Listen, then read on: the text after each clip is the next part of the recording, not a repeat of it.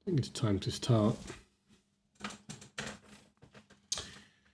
So, what the program today?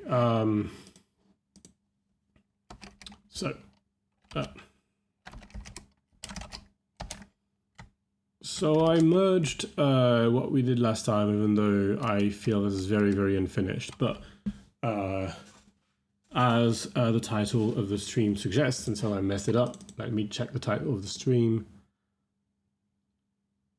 I think I messed it up, maybe. No, I didn't. It just there's. Okay, there was a display bug. So that's good. It's just a display bug. Just checking some stats to see if everything is fine. Everything looks particularly fine. I'm getting distracted.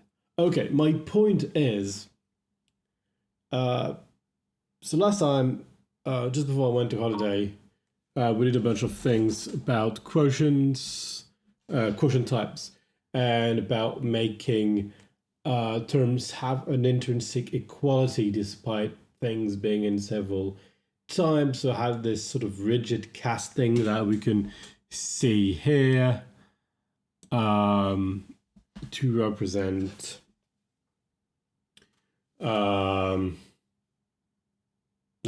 like casting it to a quotient. And so 0 and 0 cast to n mod 2.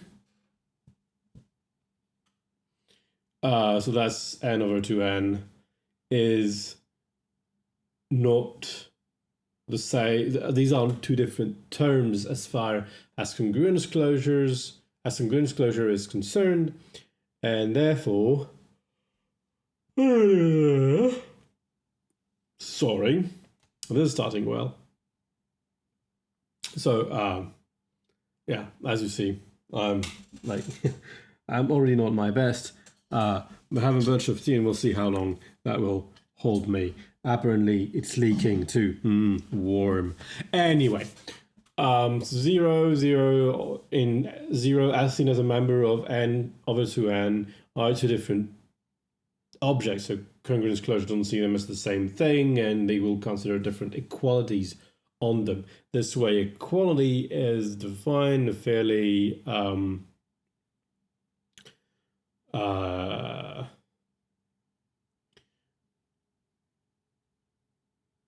no, not fairly. It's just defined intrinsically on objects, and it just works. And congruence closure can work, despite the fact that we have this sort of fluid terms.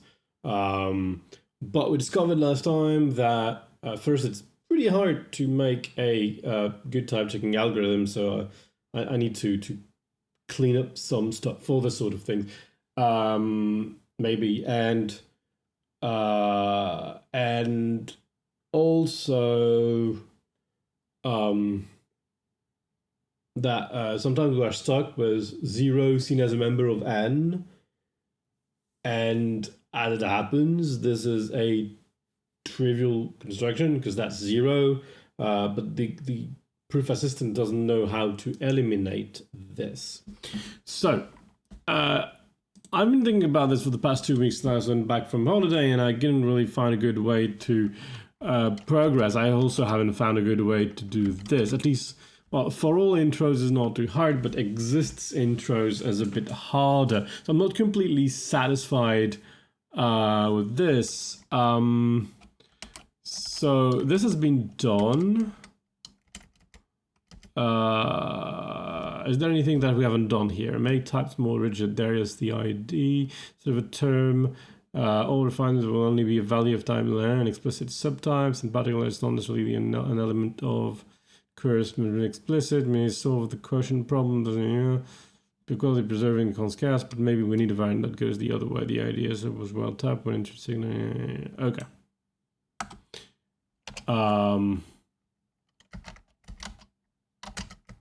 Okay, so we can remove this to-do, but hello. Here, this last commit, I have a few, I have a quick descriptions of the things that don't work. So copy to-do, fix the issues outlined in blah. So, oops. Ooh, no, don't do this.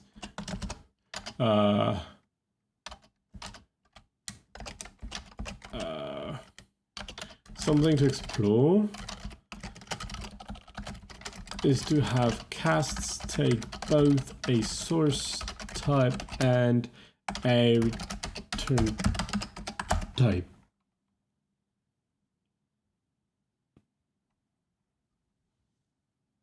That makes me think.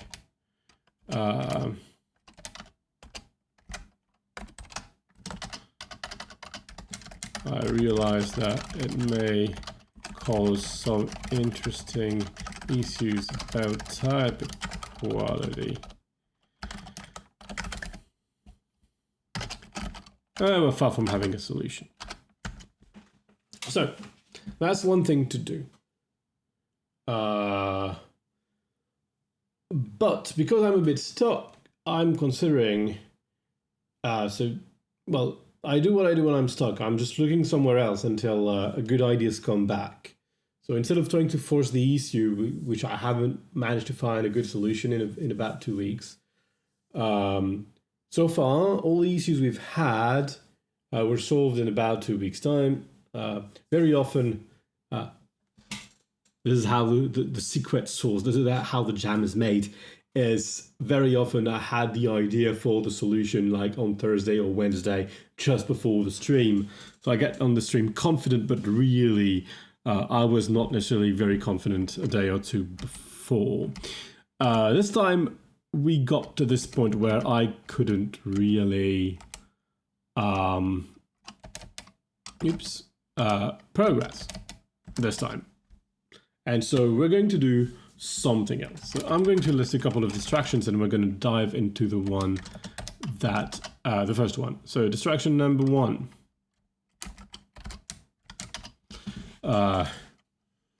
Write a super compilation component for when we have definitions and we want to do prove by reflection. That's how you spell it in English and stuff.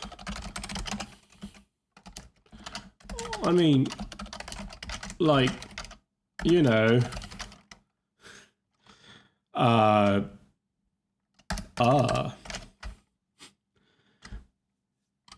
goal of, one of the goals of this proof assistant is to be compatible with optimization. Oops. We are not.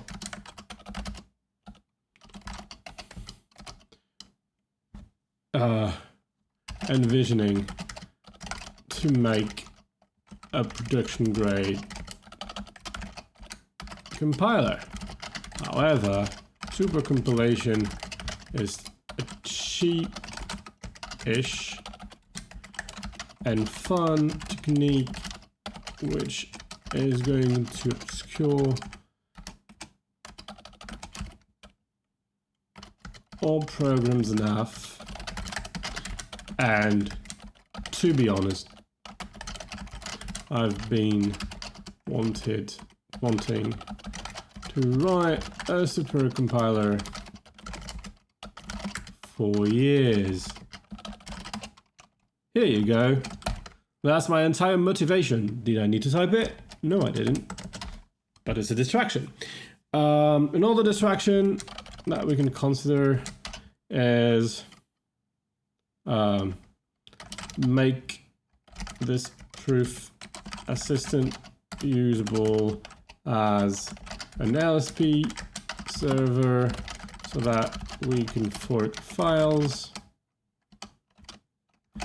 I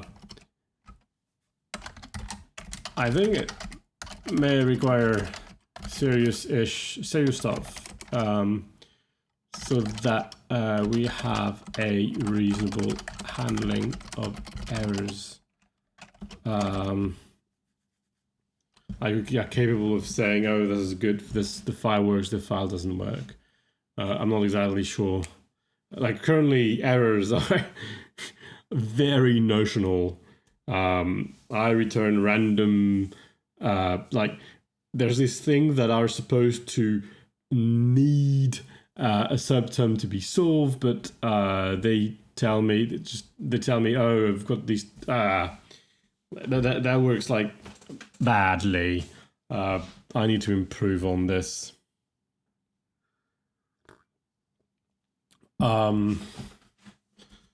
So I need to understand what how to report to have good. Well, it's not really handling, but reporting of errors, because right now it's terrible.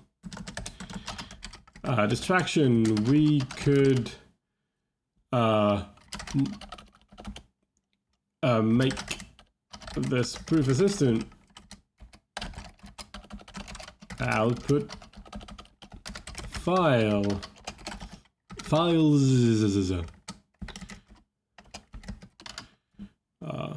Probably we want for the first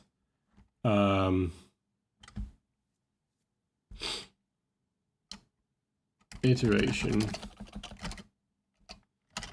something which doesn't require boilerplate. When the file format, well, not the file format, when the type of term changes, since it changes quite often. Another distraction, I've been considering using a Lisp like syntax for tactics instead of the ad hoc language. Easier to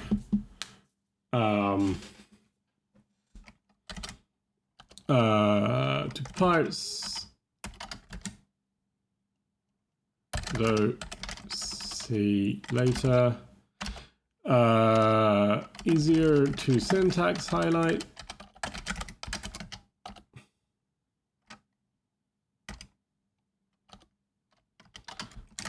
Con, I need to figure, like, maybe sometimes heavyweight.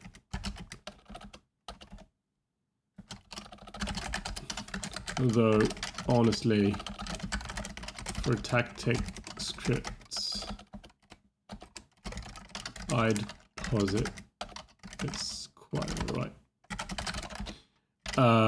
And I need to find a way to parse terms inside the Lisp.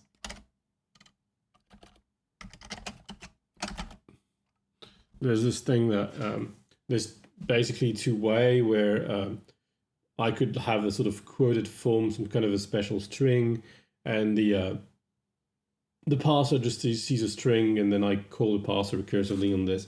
Or I could have some notion of a term literal. I don't know yet.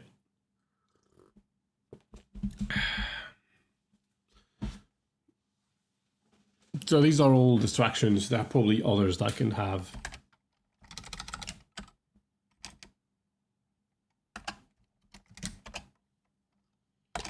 It's going to be part of my next commit, obviously. I could just make issues of this. That would be honest. But it's too messy to make actual issues. Maybe like some of these to-dos can become issues. I don't know what I want to do with this.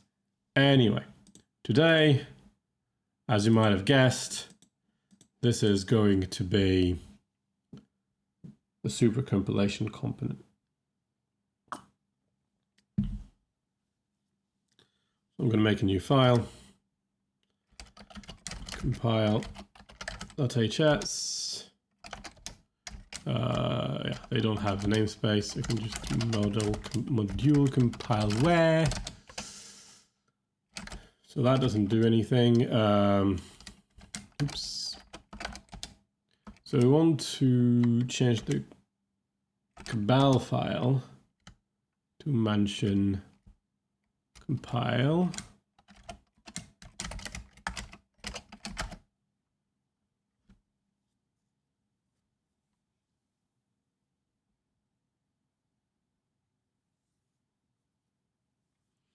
Which needs to compile everything twice, and it's not instantaneous because of course it isn't.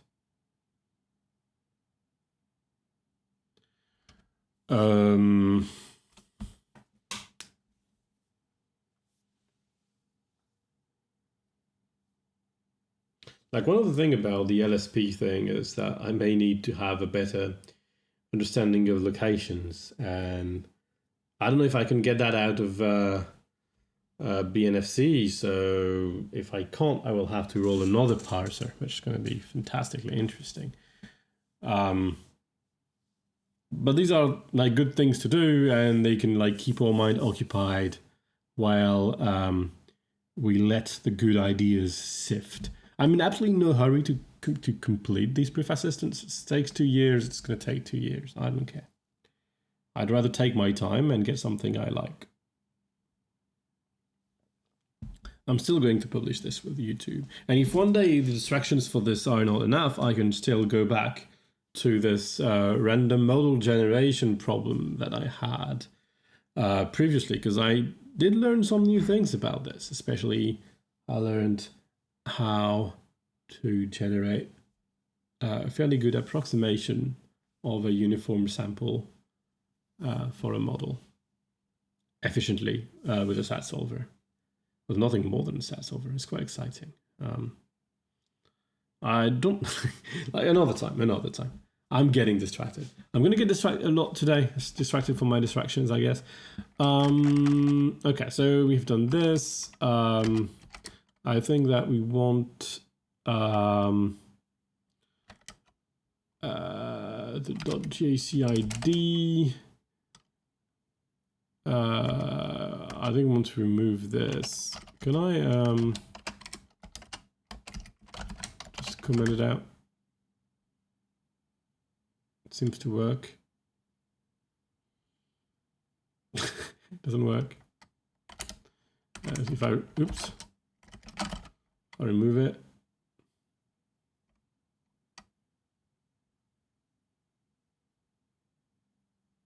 Okay, whatever.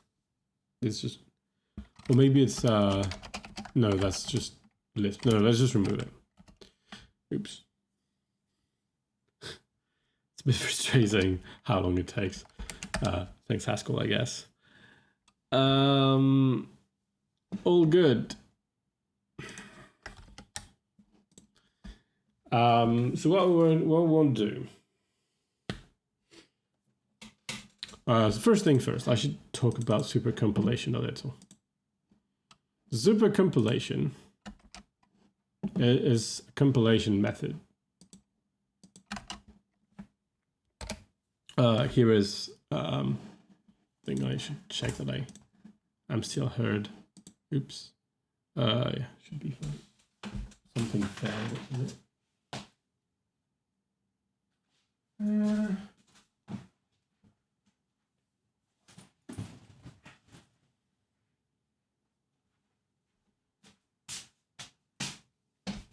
Yeah, probably nothing would have broke. Okay, we can't see anything on this. Let me make that a bit bigger. Yeah. Okay. Supercompilation is a compilation technique that sort of, the idea is that you're running an evaluator on your program. So a bit like a partial evaluator, but it's a partial evaluator plus some oomph.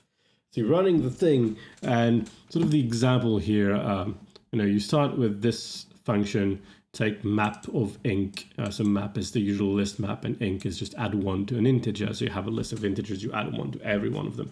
You start with this program that have map and ink defined. So you sort of run things until they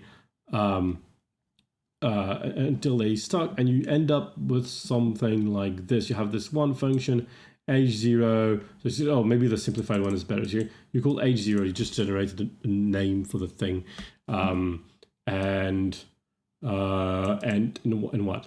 You get h0. That's your optimized thing, and you say, oh, so h0 is actually defined as a recursive function as it happens. So such that blah blah blah, and you see the same structure as map, except there's y plus 1 y written here.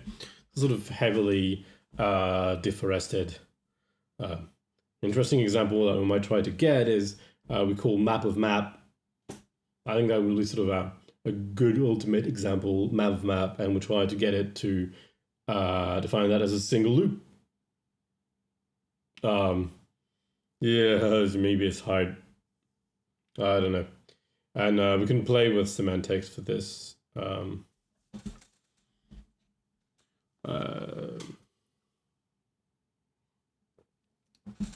Anyway, the way we're going to do it is this particular paper by Bolingbroke and Jones is just presents a good like toolkit. You just build different bricks and assemble them, and it has this evaluator, and the evaluator works on states. So basically, like a virtual machine is the definition of the evaluator somewhere. There's also an improved version, but a bit more complex. So that I'm not going to get into it. Let's forget about update. But you can see that it's basically like that's you have. Oh, I see an application. Then it's just pushing the thing, and then I evaluate the application, and yeah. So lambda is always applied to a variable. It's just a thing. Doesn't really matter. So we're gonna start out doing something. The point is, it really uses the state thing. So in order to make that thing I like, okay, I should have a link here somewhere. I forgot to add the link in the README, of course, and nobody ever told me. I'm pretty sure I knew that already, but didn't get to it. Okay, I'm gonna find my paper. Oops. I'm gonna hide my searches from you.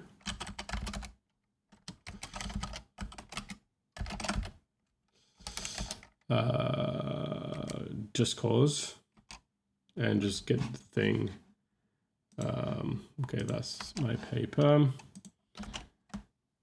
So of course, not saying that's the best, that you should read this paper or whatever. It's just it's a demonstration of things I like.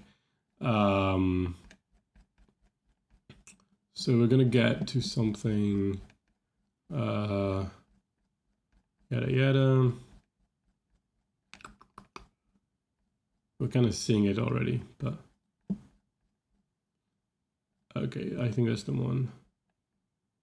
No, it isn't. Oh, that's typing rules. Which one is the? I don't know what I'm watching yet. I think it's the linear version, but that's not the one I want. Still the linear version. Right. Some stuff about this. So what you're seeing, I should speak, is a sequent calculus type kind of thing. The sort of thing that have been invented by Herbelin. So the first real flavor of this, is Herbelin and Curien 2000. It was called lambda bar mu mu tilde. I'm not a huge fan of the name for its very 20th century long repetition of, not long repetition, log sequence of Greek letters. It's funny, but And so this has been renamed into System L by Guillaume Munch. So L is for like, this is the first letter for sequence calculi like LK, LJ, etc., etc. That's a reference to it. So I generally call it L because, you know, L. But anyway, L is a sequence calculus kind of thing. It is like extremely generic in this particular formulation. Of course, you don't have the entire syntax here. So that this particular presentation is completely directed by time. So T and U are equivalent, but you have this type that there's a single syntax, etc. We're going to do something a bit more syntactically diverse. Let me keep that here. Duplicate this tab and find the linear L. Right, that's most of linear L. So the point here is that you don't really have a lambda at all. Lambda is encoded using one of these that you sort of read as that shouldn't have been a U. That's a typo. That should be a Y. Anyway, I just wrote that 6 years ago. No worries. So the general idea of this is you can see that as, oh, this is the first element of the stack and this is the stack. It's a bit like in Lisp. There's a const cell, if you will. You have the stack encoding as a list of pairs. Oh,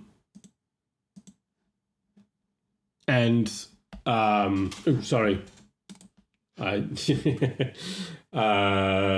stack is encoded as a list of pairs, and as a consequence, you just like decomposing the pairs is talking about the head and stack. So you sort of like mention the stack and the thing and then you do the thing. The important thing is this. It says, oh, basically you take a computational thing and a stack, except that's not really a stack. It's going to be more structured because it's very abstract, and you just run them together. In the second calculus, that is the cut rule, but I haven't written a line of, well, I've written a line of code, I guess. Anyway, in single calculus, that corresponds to the cut rule. That's interaction for us. That's just like a term reduces in front of a stack. It's just like an abstract machine, except that the stack itself is not really a stack. It's more structured, as I was saying, especially if you see something like this. Here, it just basically take two stacks as argument.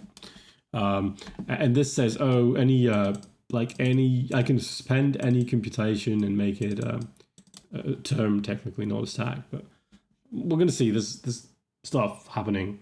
So it's very convenient, but it's also super easy to write call CC in it, and that makes it because it's very easy basically to write anything that you usually do in a virtual machine, like to encode it. The reverse is not particularly true, so I don't actually know how to reduce, to lower this calculus into something actually low level that can be run efficiently in a machine and take advantage of locality with a stack and things like this. I don't know, but I don't care. I'm here to have fun.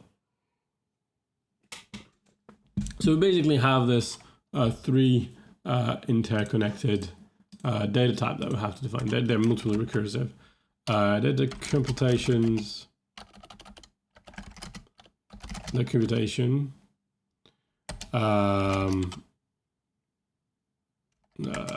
now, it's just going to be an empty type.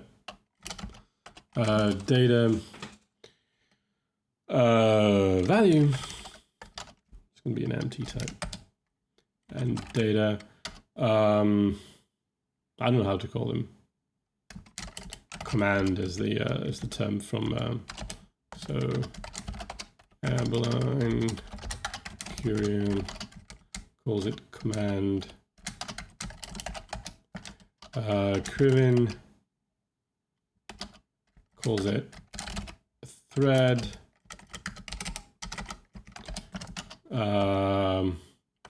Bolingbroke and Peyton Jones. Well, let's take whatever you call it. It's kind of the same thing.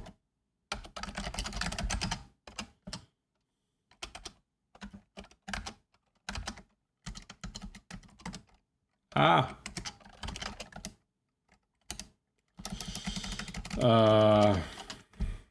Yeah.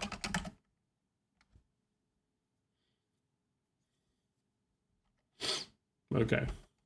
It doesn't like empty definitions. That's fine. We're gonna give something. So typical value is a variable. So variable, we're gonna do De Bruyne thing. Okay. A command is interact value computation value. The value plays the role of the stack, by the way. So we have something that needs to be computed in phase, and that's something that is already computed. Basically, the stack is already computed. For definition, I mean, we can suspend things. It doesn't prevent things. And a typical computation is, the most typical is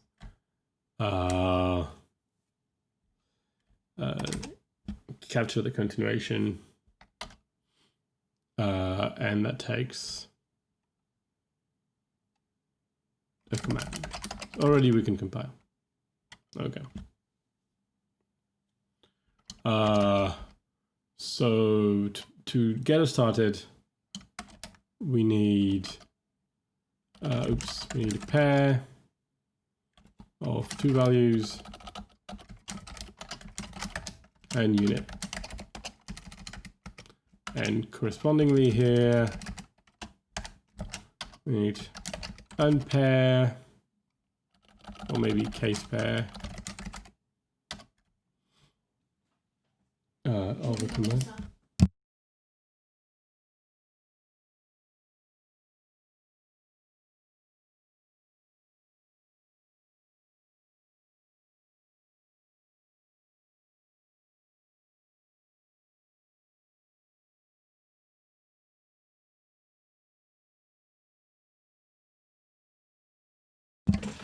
Sorry.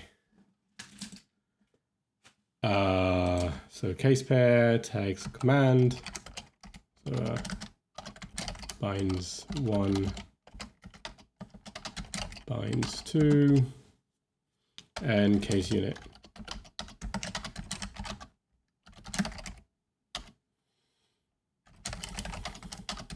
Binds 0.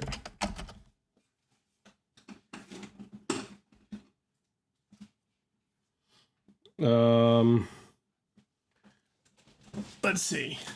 There's gonna need more things because we're gonna need to do something for lead binders. That's actually the one thing I don't know yet. In this paper, like it's not the right function, but if you look at the well, every function basically, like the supercompilation function takes a state like this, returns a term, and all the lambda, so something that goes there, and all the lambda things, not all the lambda thing, all the lead binders, they bind terms, which in a way we could say that this is basically a lead binder. It's sort of a bit maybe too powerful lead binder. It captures the entire stack. So we can already define smart constructors like lam takes a computation and returns a computation. That's the lambda abstraction. And what lambda abstraction does is, so we're going to call this E, I suppose. And what it does is, so it does a computation. It starts by case pair. So it just decomposes the stack. It just expects, it's a bit like here, yeah? You have a lambda thing, you expect something on the top of the stack. So there you have it. And so like lambda deployments are a bit high. So then you want to run, what do you want to do?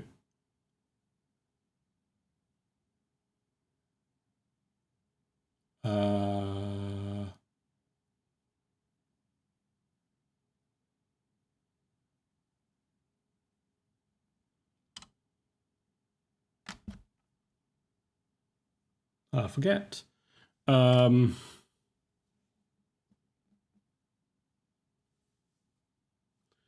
it's a computation. It's also like lam binds one, yeah? So what we want to do,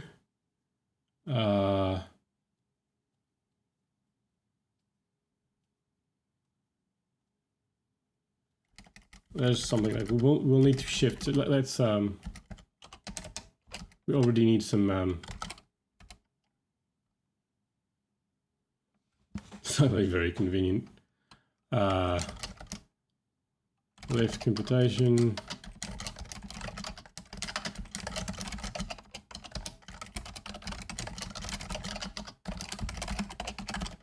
I don't really care.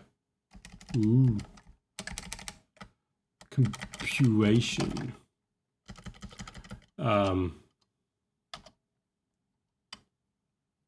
So we want to lift computation E.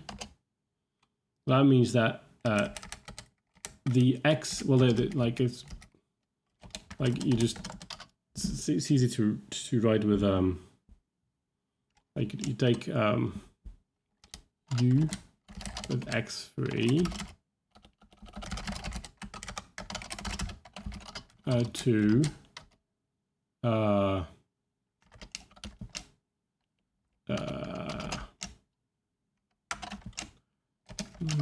mu X, let's call that, how do I call the stack? I'm going to call it, yeah, K, like in the paper. And we do, so E, what do we do? Skip K against K. So that's var 0.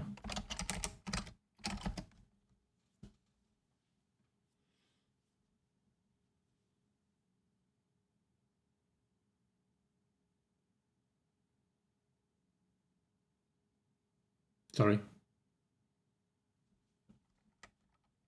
Oh, sorry. It's not a case pair takes a command, so we need to do interact. Right? And we can do app. So app is a bit easier because U and V 2. Now we need to capture the stack, new K, and so now we have a command, and the command is U, and we run against VK, as it should. So it takes a computation and a value that matters, and returns computation. And app, it's a bit easier to write. It's app of E and K, not K, not E and V. Let's call T E. Like so funny today. CC of interact E pair VK. Boom. Sorry, it's not case var 0. Okay, so that was tedious. Remembering how to do this is not effortless.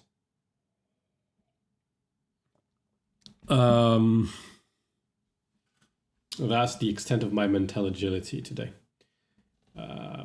All that is in the paper. If you want, it's called a dissection of L. It's on my webpage. Data one. Yeah, it's nice. It's a pretty long paper. It goes into dependent type things at the end that I never really had the time to go into more details with, but that's interesting. It's interesting because the dependently type thing at the end doesn't enjoy subject reduction, but I conjecture that it's still type safe, at least on closed terms. The reason why it doesn't enjoy subject reduction is that sequent calculi have the all commuting conversions, like of the case. And if you know anything about Coq, or like they're not valid. I think they might be valid in Agda, but the pattern matching is quite involved, and this is not really what transpires in the presentation. So maybe another way to do that would be to make the elementary pattern matching more potent. I'm not sure. I never wanted to do these details. Like I had to stop this line of research and just moved on. Anyway, the point is that this is sufficient to have the entire lambda calculus. We haven't used unit, but we kind of need that to just get started. At the end of the stack. Otherwise, we always have a variable. So this is really the minimum thing we can do lambda calculus with it. Okay. So one of the component, are they listed? I think they're listed somewhere.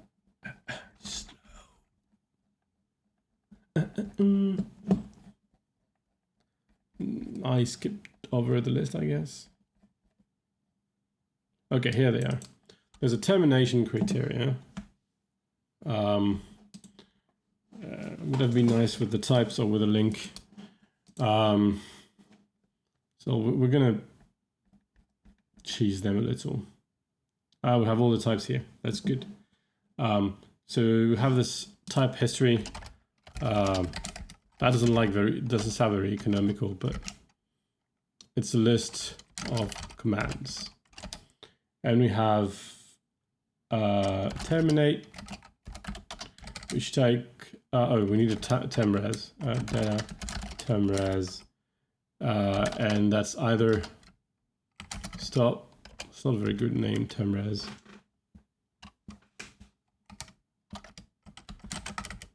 I'm going to call that shall I. And shall I stop or shall I continue? Returns of history.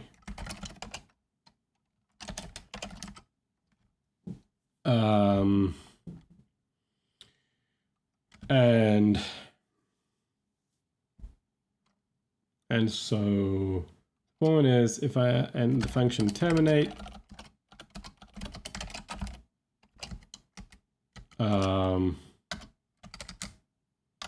history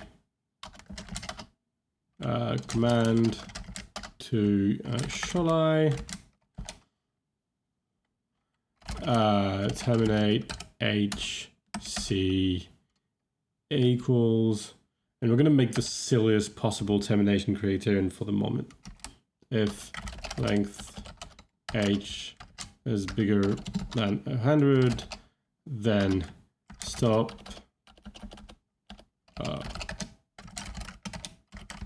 else continue ch. Boom. Okay, just checking that my JCID was still working. Okay, the memo function I will ignore for the moment. We need a step function. It's not there, but it's used inside rebuild. Rebuild is not, no, not rebuild, reduce. Rebuild is to just get a, so yeah, there's this idea that we're storing something called a term. I don't know what we're going to be storing. There's a paper on using a core, a language for core based on sequence calculus, and lets they store commands, which I find a bit puzzling, to be honest, but it doesn't matter. So the rebuild is like this, oh, let's rebuild something out of, but I guess in our case, if we have a command, we can always make a computation. We can't really make a value yet, but we could. Just it's sufficient to add a thunk function. My favorite thunk function is the one here. So this creates a thunk actually. So this is the only mu that is a value. All the reduction rules are here. That's pretty good. And so you see that mu here is on the value side. And this, so this is false, basically. I think. Yeah, oh no, this is return. This is return. It takes a value here, returns a computation. Yeah,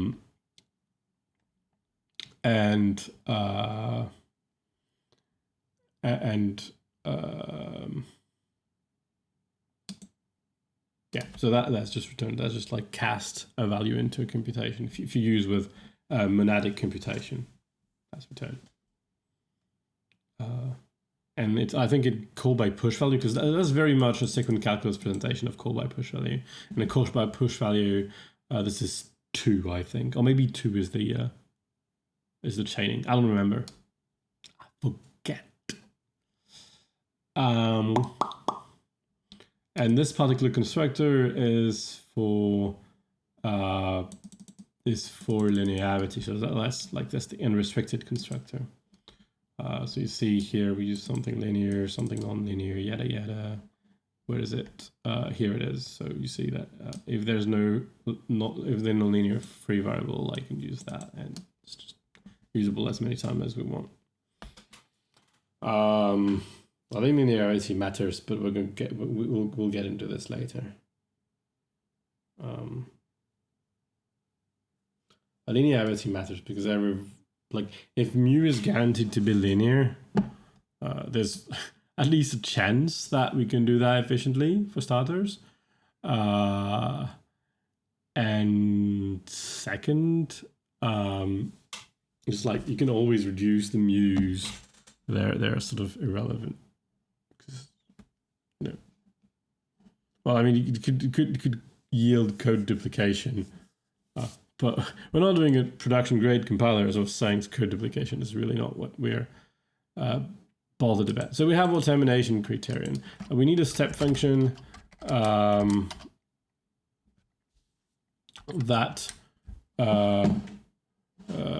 we don't takes state and returns maybe a state.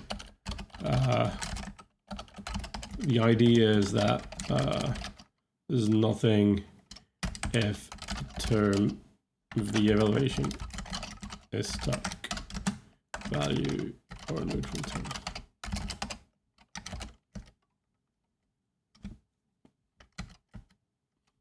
So neutral term happens when you try to case in a variable, and the variable is fixed, something like that. So that happens when you go under a lambda, and we'll get there. Step of my state, that's not state, it's command. Set of my command is nothing. So this is boring. I said state, but that's still command. More supercompilation thing. There's a monad thing that will come in a second. Right, we already need, we don't need this. Split.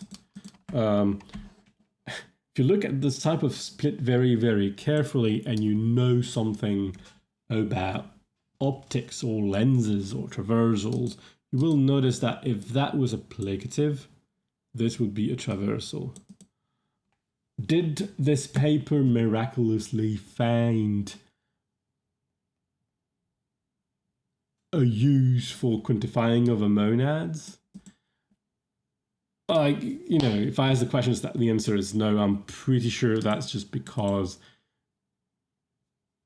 they didn't need more than that then, and we didn't know traversals at the time. Van der Hoeven traversals and Van der Hoeven things in general, lenses originally, I think they are from, well, not long after, I don't know.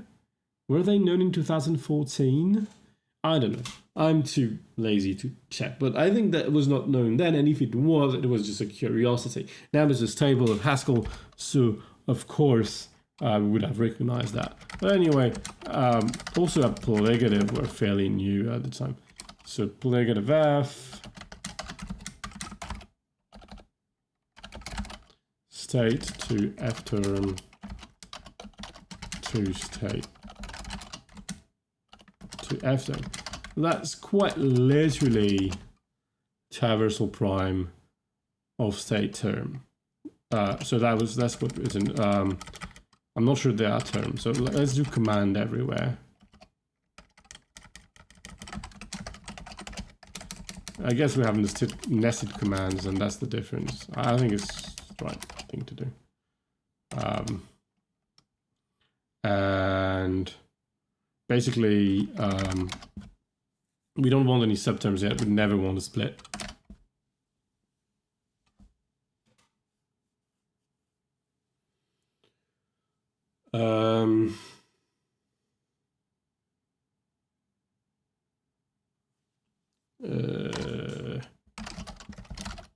Yeah, we don't do anything with a command. So if we had this term thing, we just had to call rebuild, basically.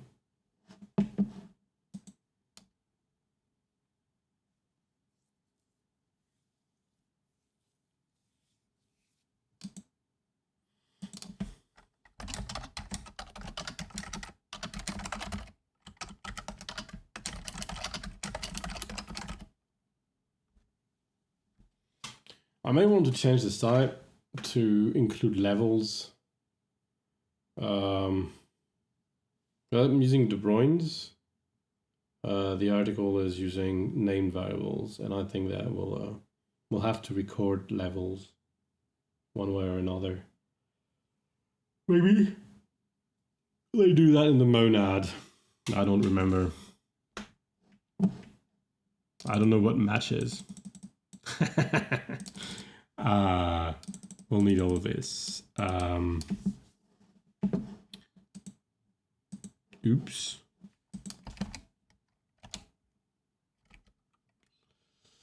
The one we have the step function, we can, and the terminate function, we can define reduce. Here's the definition. Ooh, the definition.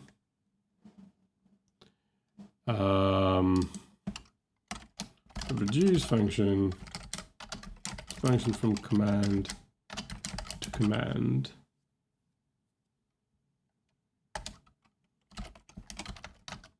Like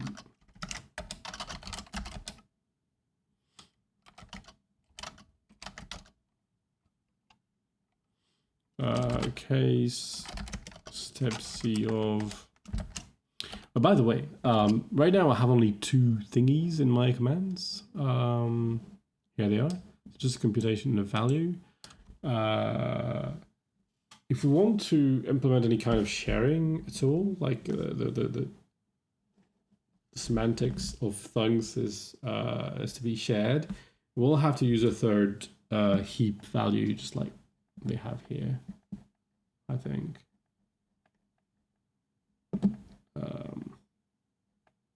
Where is it? No, that was the wrong direction. Okay, where was it? Scrolling Chrome is, here we are. This is the heap thing. And what happens is, it's basically a collection of lets. I guess we're gonna need it anyway. Because we need a collection of lets.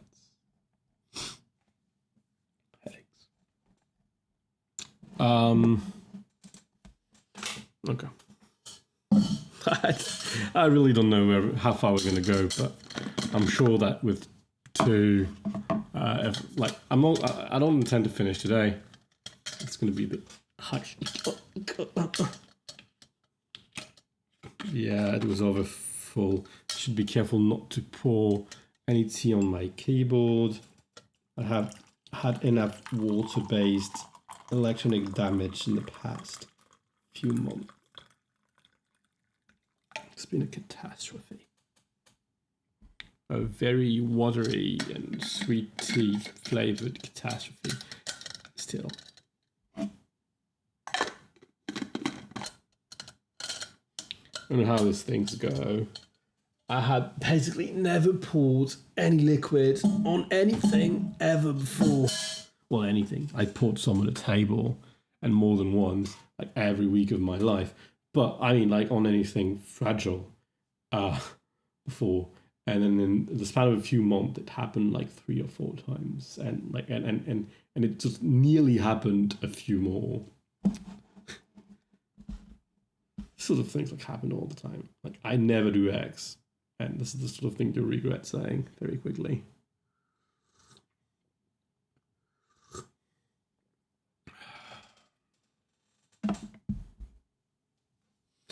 Actually, I wonder.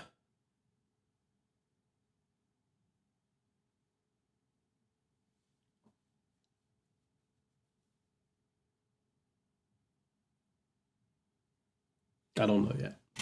I was wondering if there's heap variables would benefit being named. Yeah, we're gonna go with De Bruyne's. It's fine. It's not too hard, really. I mean, we eventually will have to do the entire dance again of defining subterm traversals and maybe in lift and shift and wift and mift.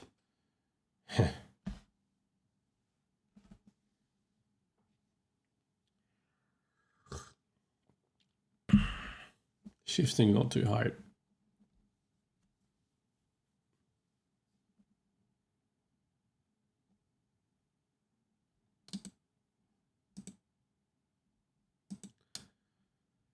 Okay. Back on track. We'll have to do all this. We're gonna get errors, but it's fine. Okay, so where was I lost my thing? Of course I did. I speak of things and then okay, here it is. I'm copying what I'm seeing here. Just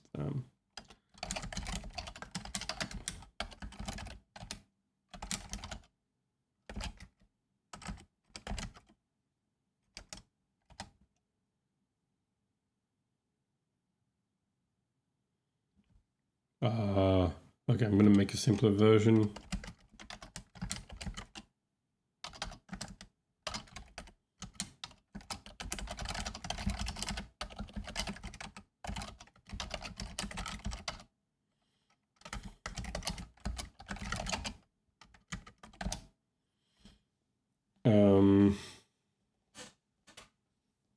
So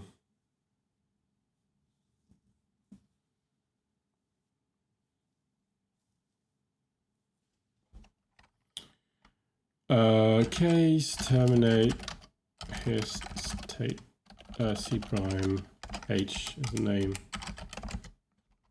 of stop steep. We just step there, continue H prime to go H prime C prime. Intermediate is a very simple function, but whatever.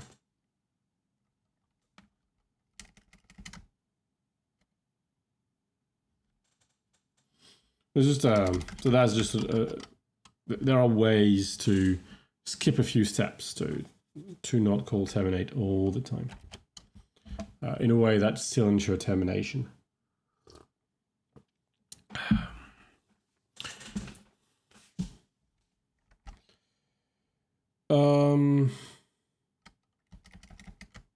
Okay. So when we know how to reduce,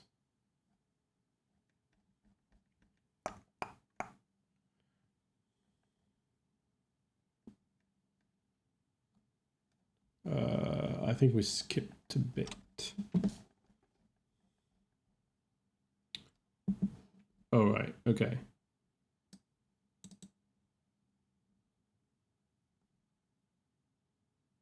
Okay, so we need to define it like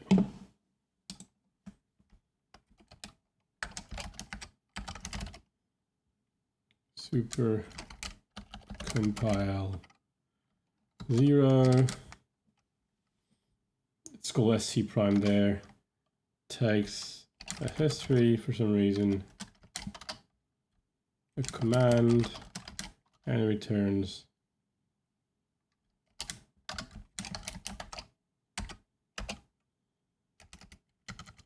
so we need our monad.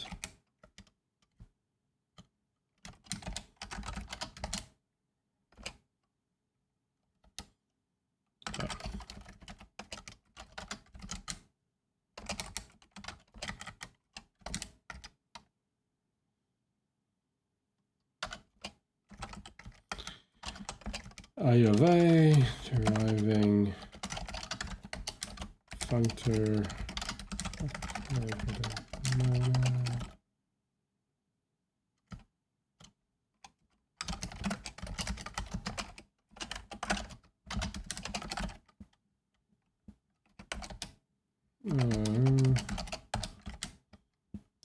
Let's be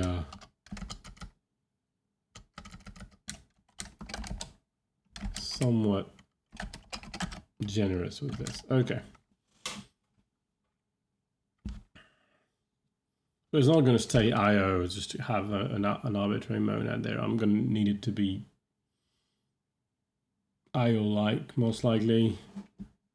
Well, I guess not, if we want to be able to run it. It can probably just be state, but... I'll see. It can be ST, I suppose. That's going to be a nice, good thing that I can run. Except that if I want this to be ST, I need a... Well, I can range something.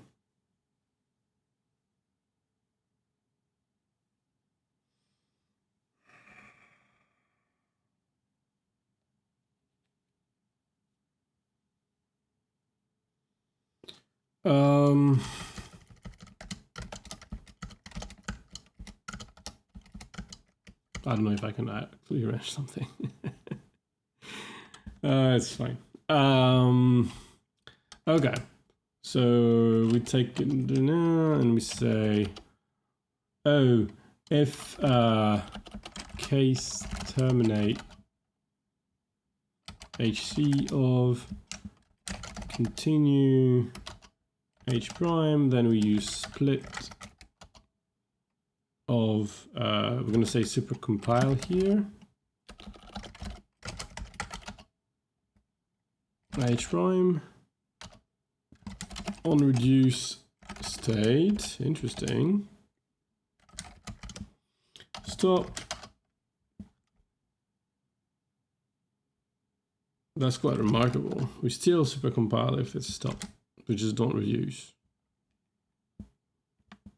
Seems a bit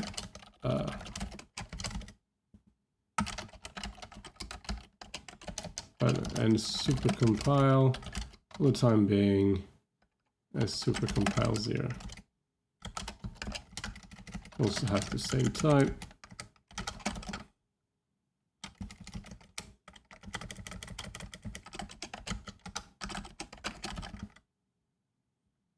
Okay.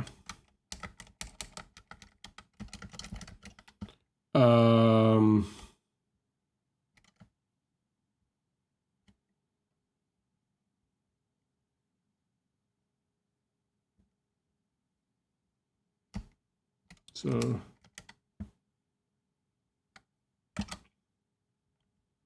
can, for the time being, import data functor identity. Yes, and add identity here. We can define run, takes an MA to an A, and run of mux x equals get identity x.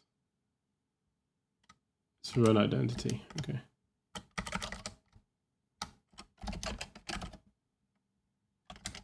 Fantastic.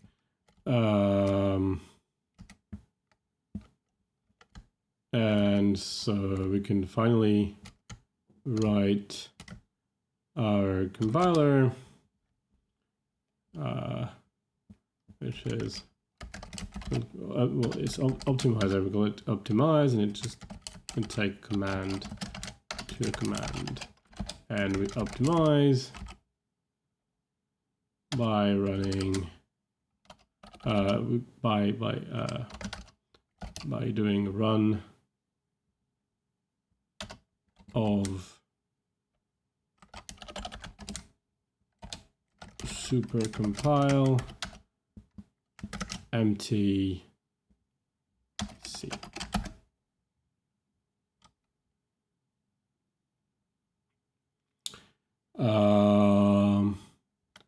Hello, Dexter Fu. Nice to meet you. How are you doing tonight? Or not night, if it's not night in your place. Yes. Can I just do this?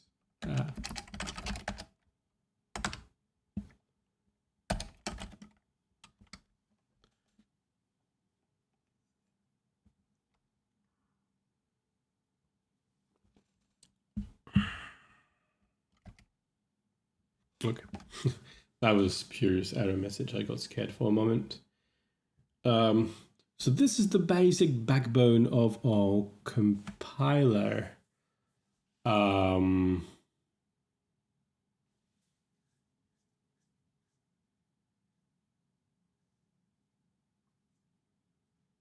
So what do we actually want to do?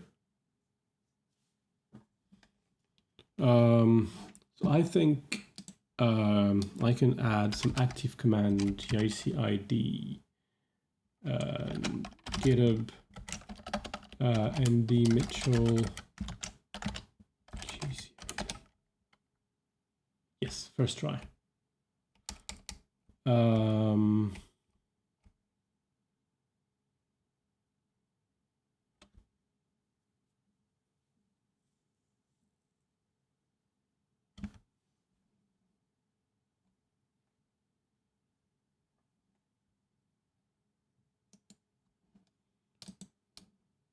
Ooh, let me make this bigger.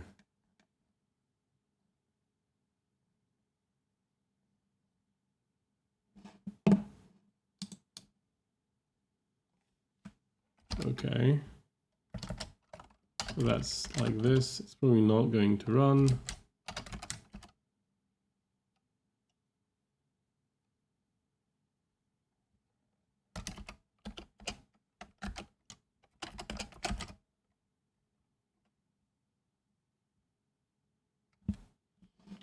So I need to go to gcid, add the allow eval, that sounds better.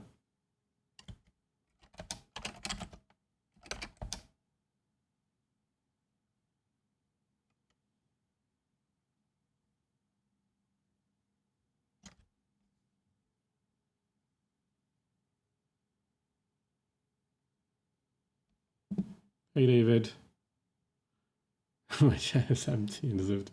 Hey, look at this. This worked. Okay.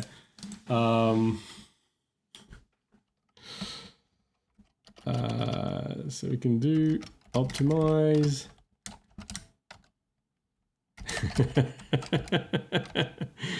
It lights my night up.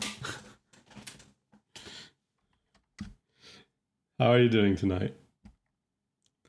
Salam, of lam, of var, sorry. Ooh, I'm lacking something. I can't actually. How did that work? Ha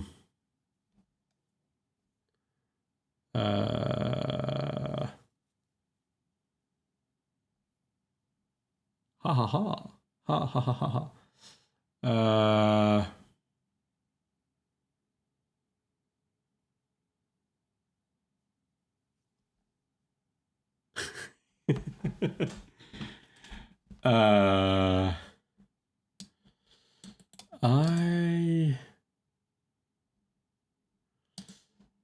Good. I don't know how to return a variable in this language. Can I even do it? Return a variable, it should be pushed on the stack. So I guess we could always do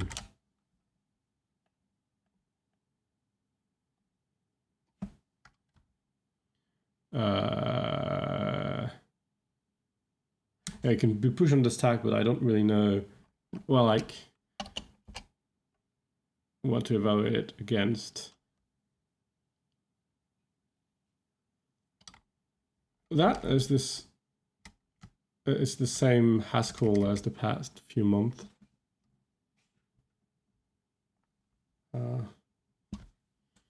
There's a sort of, some things are purely Haskell-y, but most of the time there's sort of a, it's just like, it looks a lot like OCaml. It's just like the syntax is slightly different. So you write case instead of match, you write of instead of with. You don't have bars here. You write colon instead of colon. You write colon instead of colon. It's pretty syntactic. Types are in the other way round. So you write identity of A for A identity. Which in that case is Haskell is very much in the right there. OCaml is ridiculous, but like as Xavier Leroy once put it, it's not his fault. Milner did that, and who is anybody to argue with Milner? So I'm getting sidetracked from my distraction again. Do I need to add return and thunking?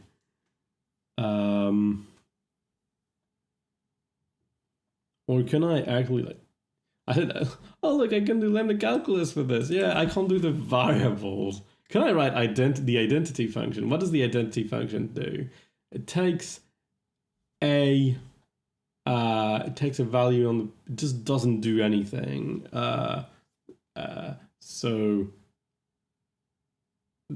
I don't think it does. I don't think I can. Yeah, I'm sidetracked from my being sidetracked. Yeah. So the basic story of today is I don't know how to make progress on the difficult stuff. So instead of trying hard, I'm doing something else entirely. They're probably not anyone that you know, but they're related to people you might know. Well, I guess Krivin you might. He's well known in mathematics. I don't remember what he did. Model theory, probably. Kevin is an ST. Curien as well.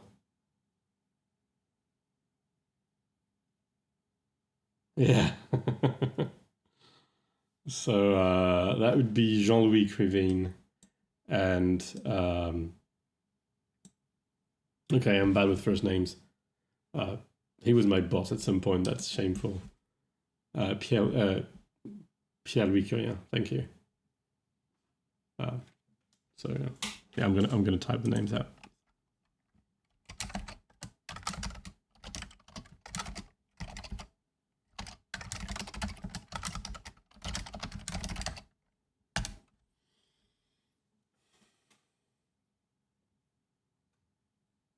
yeah, I mean,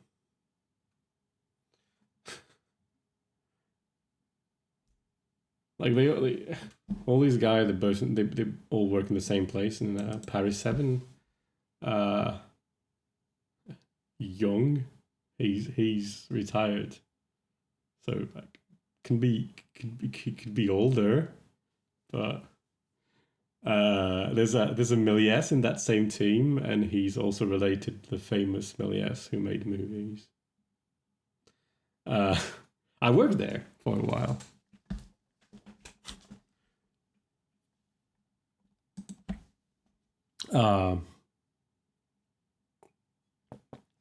Anywho,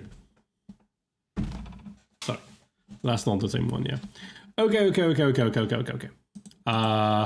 So, pushing a variable on the stack.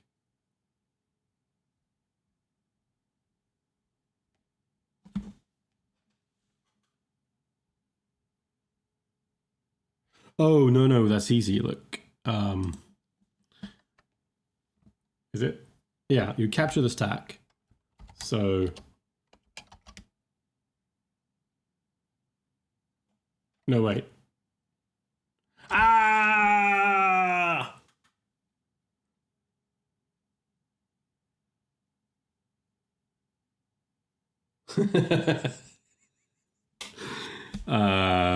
Yeah, I think I need the I need to be able to return a value to even do anything. So, you just need to cast a value into a var into a computation in order to do lambda calculus at all.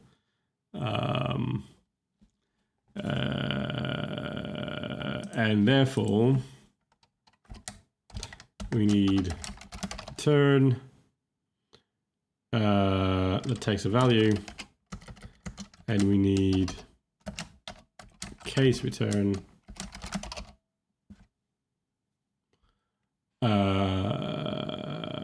of x, no, not of x, case return, so that binds 1.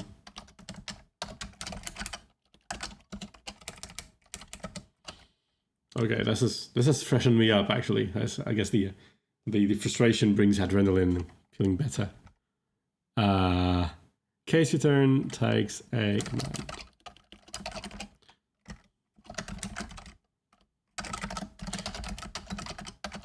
So this is all thunk. There's a way to cast. That's sort of very important for lambda calculus in general. So I'm happy with something. Oh yeah, of course it is. Because lambda calculus is all computations. Everything is a computation.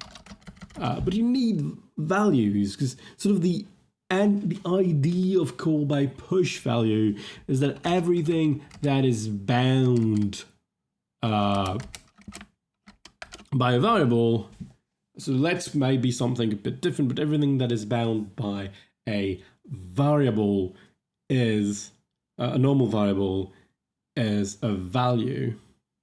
So right now we decided that we probably would have let with computations in them because that's more natural for a compiler. So they would defer from having a mu. A mu is sort of a let, yeah, but like half of a let.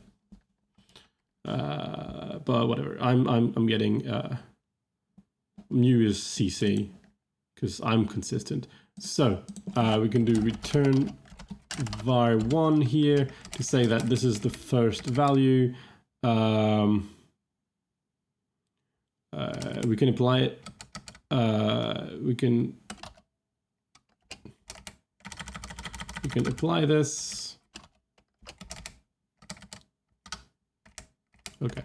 I'm confused. We can apply it to 2 different values. So we can do pair of unit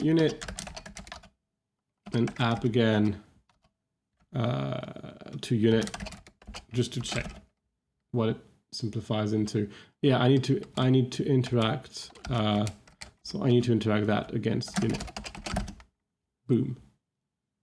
Ambiguous reference var, it could be Refine. Did I import refined at all?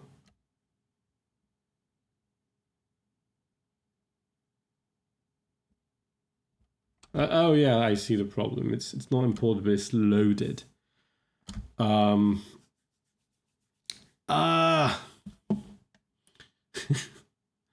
what I'm doing here is an optimizer.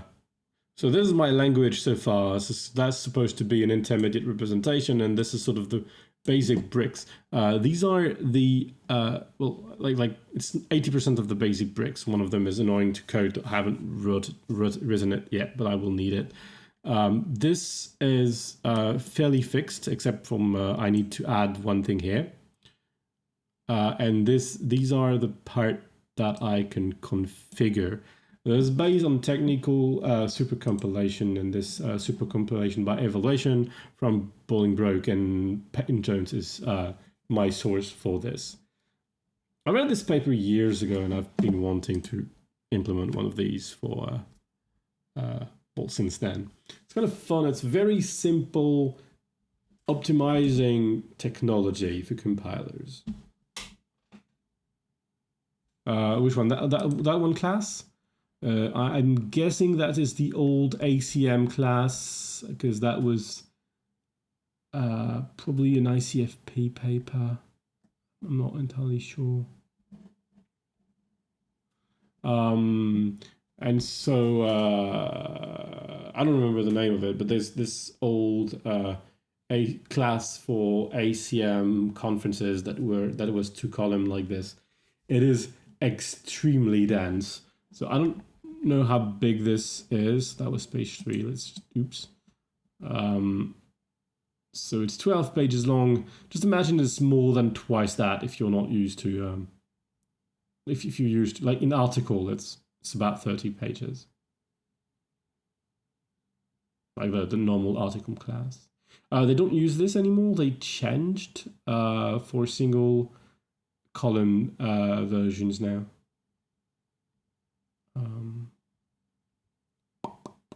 Page 3. Yeah, here we go.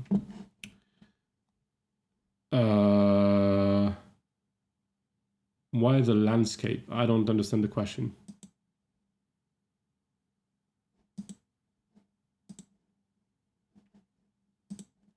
I think something is ugly. No, it's, oh yeah, I oops. Okay, well, I can make it a bit bigger because it's there's all this black thing I didn't notice before. I just noticed it.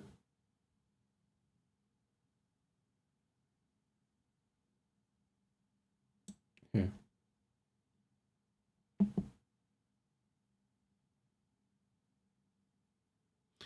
I'm absolutely confused about what you're saying right now. Completely. Okay.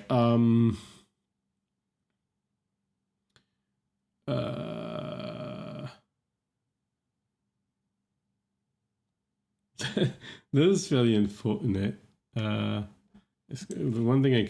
thing I can do is well,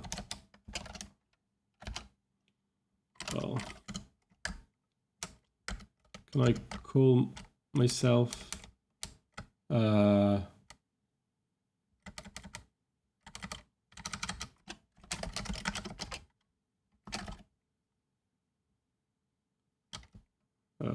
sure.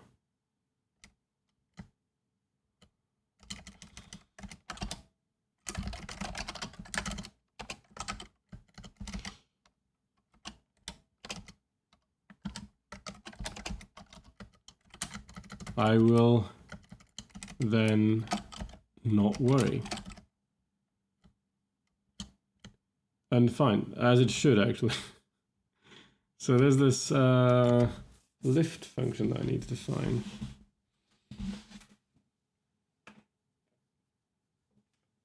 So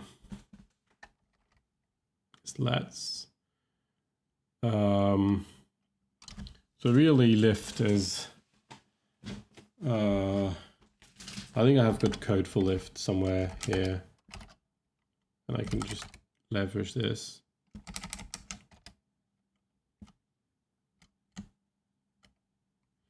Yeah. Okay. So we have to do the thing. The unavoidable thing. It's just, that's going to be just pure. How did I call them? Is the real question. That's a bit of boilerplate. The boilerplate is the part about, like, you have to do substitutions from time to time, and here you go. Not this. I just want to give a similar name because subs. Okay. Okay, so computation subs. So there's going to take an int to computation. Sorry, this applicatives, yeah.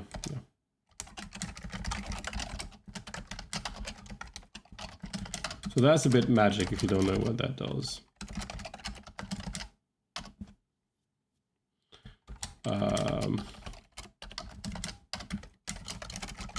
No, not computation. Value, value.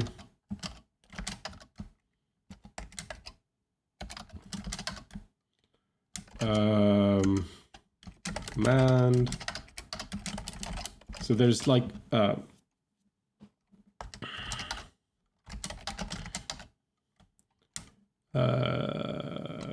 int is here, yeah. I was consistent, absolutely.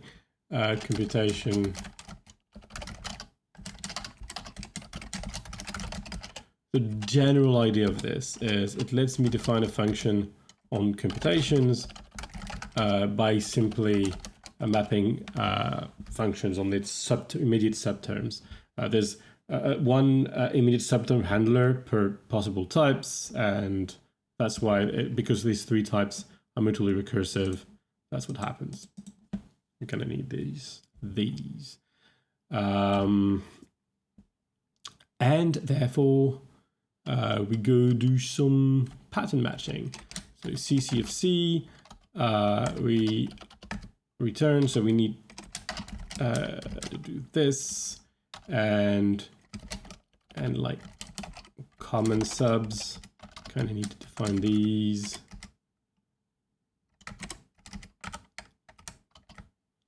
These are value subs. These are, oops, common subs. Value. Command.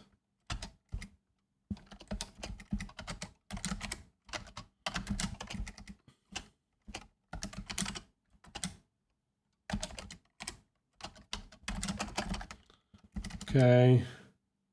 It's capital C, small c.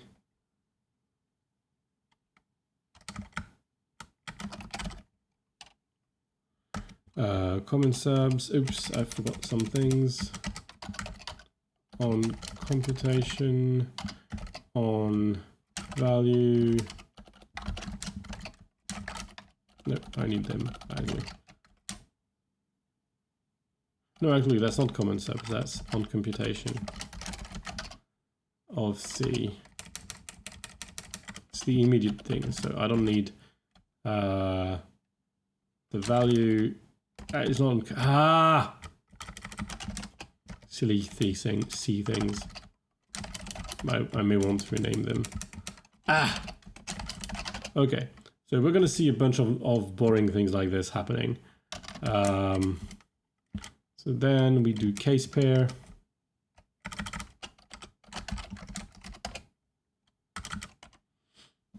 So that's a C. There's also an int missing. Of course, there's one. That's level, and this is the same level. Here we do level +2. These are the two binds here.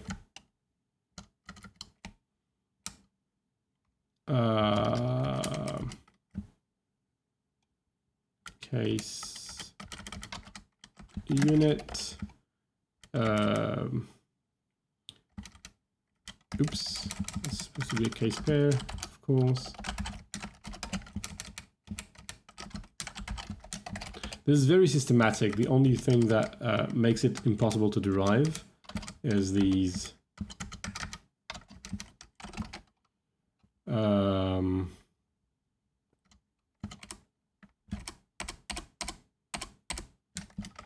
this time we need the value. Oops, this one we need the value. Return v. Let's return.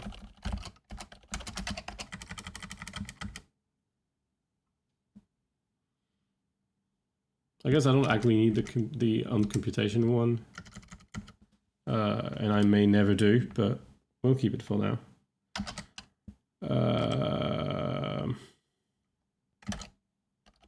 On value, same level.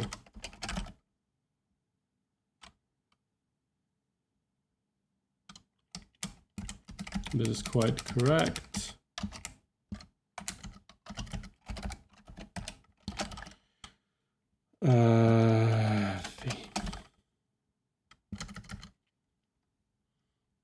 Okay, value sub.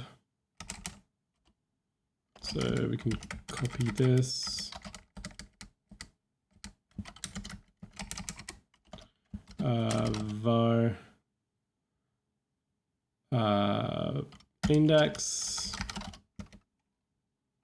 Do we need to do something special for this? I'm extremely awake.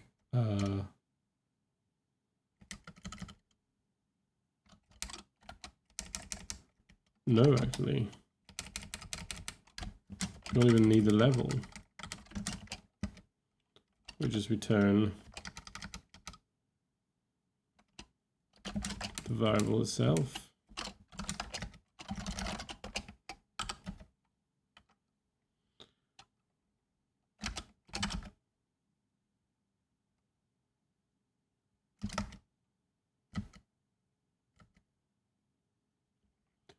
Couldn't match expected type computation. Oh yeah, this is quite correct. There's two things too. It could be possible to specify things so that I could derive that, but I don't really have anything to make it handy, so just let's just pay the boilerplate basically. Okay, so after var, we have a pair of values, uv, let's say. And if we do this, I need on value. My two subterms are values, so I'm good. So what I do is, as a pair, apply to on value u, and oops, the other one on value v. So we apply the on value function, the two things we gather, we collect, we move on. Unit we won't need anything, of course.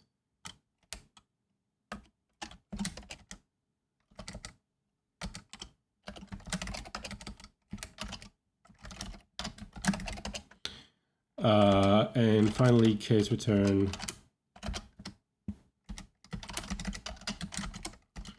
So that takes a command.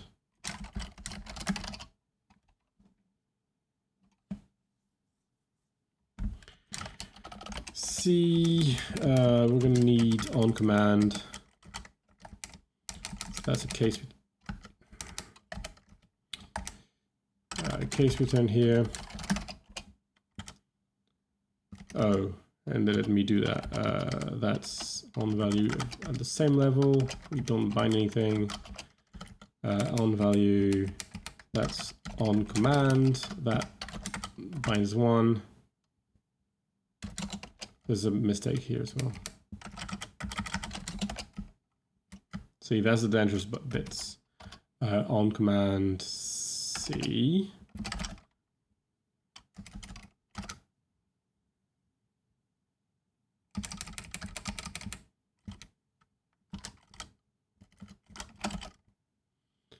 Okay, so basically this f here is just saying, oh, this is, if there was not the f, the function would only be pure function, and here say, oh, I can gather metadata, I can gather information about all this.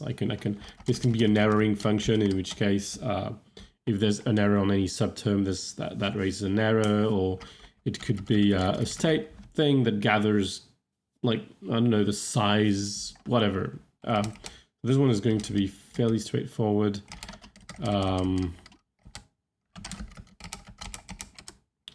So that's an interaction. Sorry, it's EV, like this.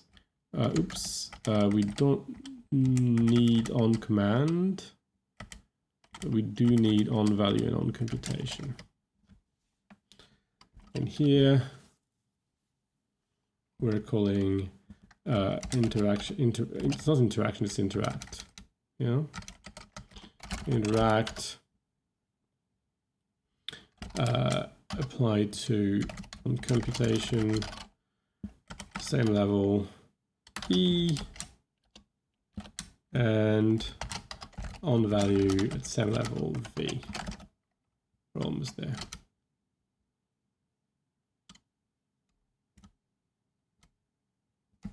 That's because I wrote value here, I guess. Yeah. I'm very, very good at this today. Yeah. Okay. Finally, lift computation. I will be able to define this. I need to define the substitutions first, I guess.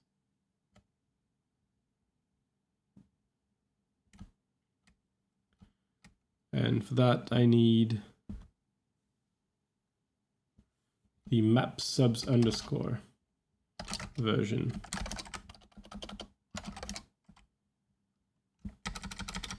So, right, there are the simple maps. So you can just define them.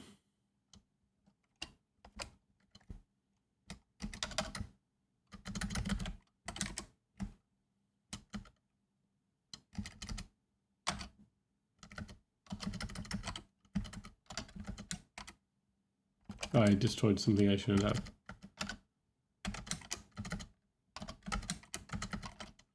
Okay, so I need to remove this for this computation, for this version. It's the version without levels? No, it isn't. Yeah, it's the version without levels. Whoa.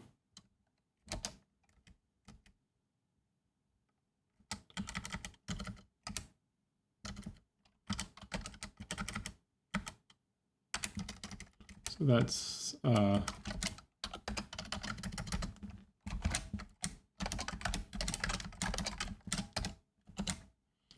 okay.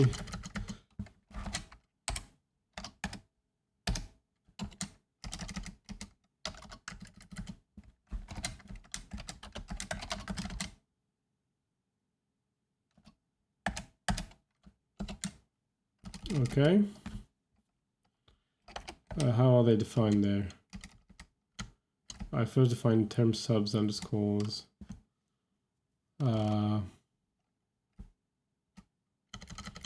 Like this, yeah, okay.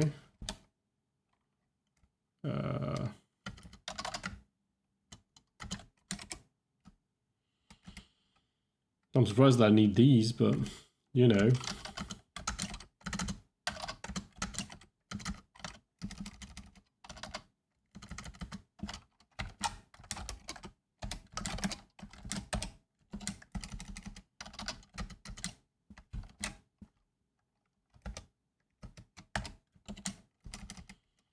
Okay.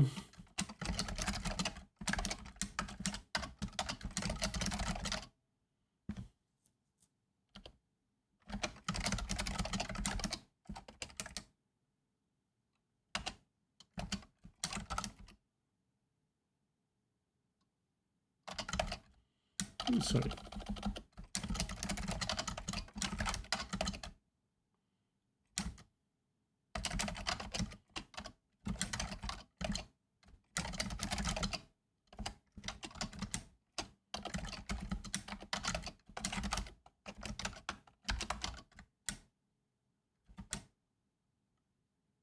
No, that's not the right one.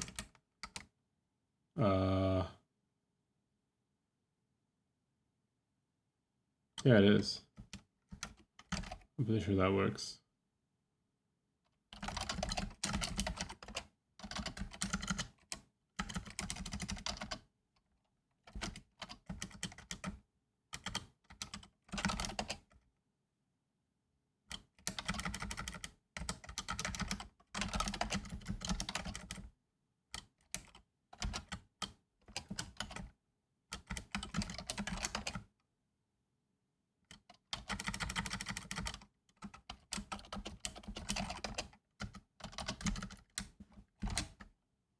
Oops.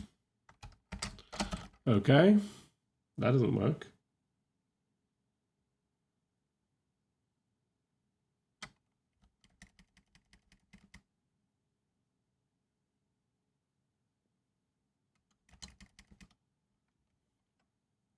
Oh yeah, I need an extra argument, don't I?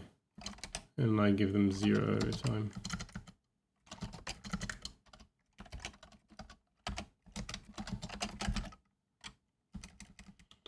Okay. Yeah, because I'm going to ignore them anyway. I could even pass undefined, I guess.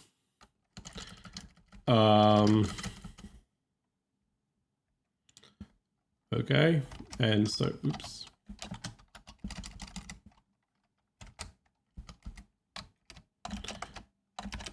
So this ones are non-trivial, but these ones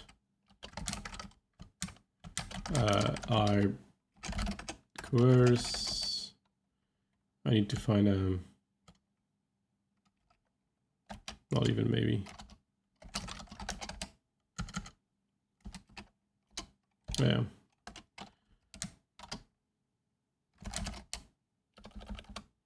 Computation subs underscore at identity.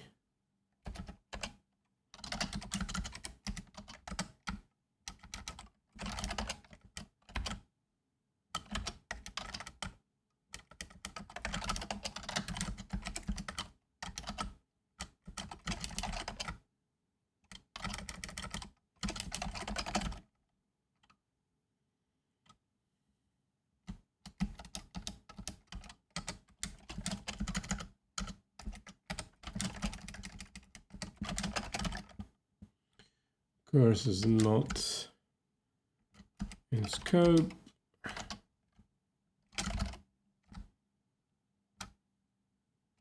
That's this one.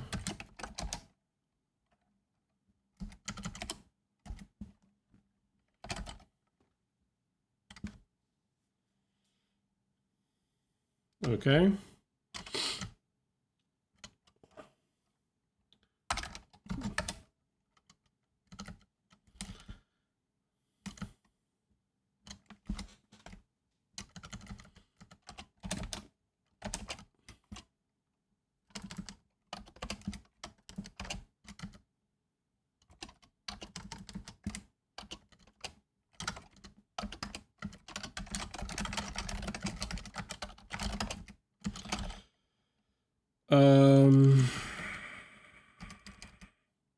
Now we have enough to define substitutions.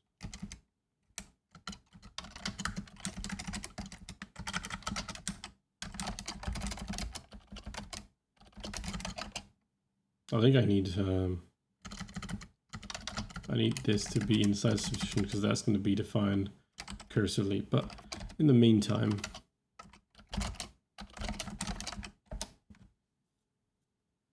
no, it's subst. What subs? Ooh.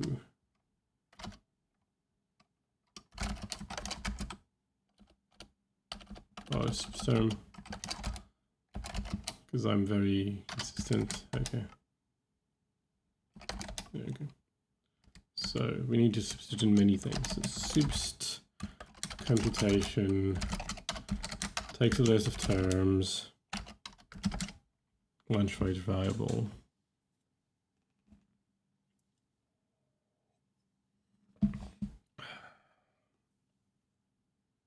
We'll need something different, but not terms of values.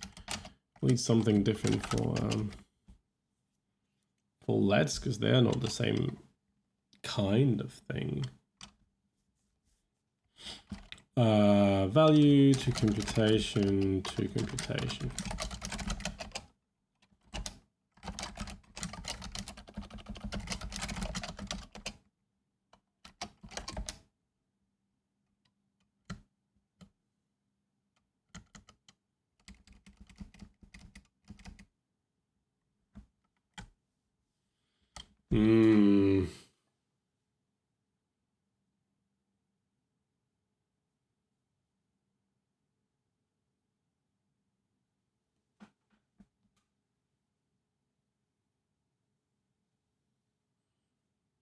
I wonder if there's a way. There's probably a way to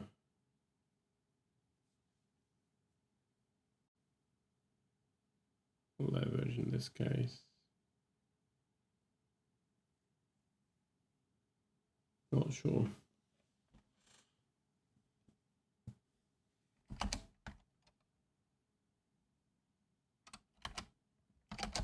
I'll think about it later.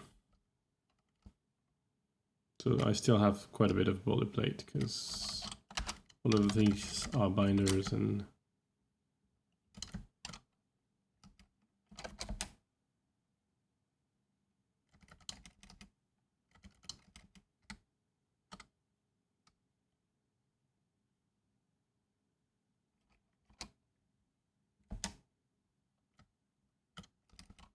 we're going to have a bunch of these.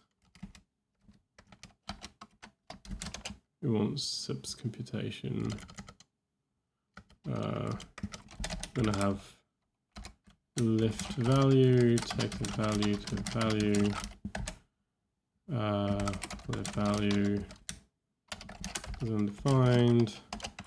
We're going to have lift command, take the command to command, find. Then we're going to have shift. Take the list of value to list of value. And shift I can basically copy from the other guy.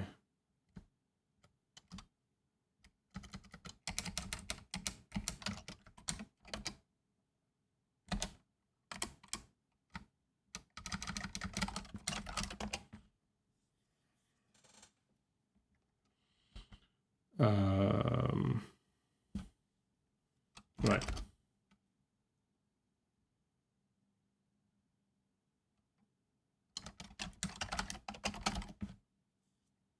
No, wait. What? No.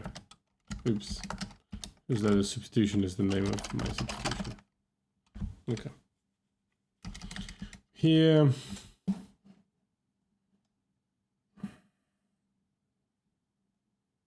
We'll kind of have to take care of all this.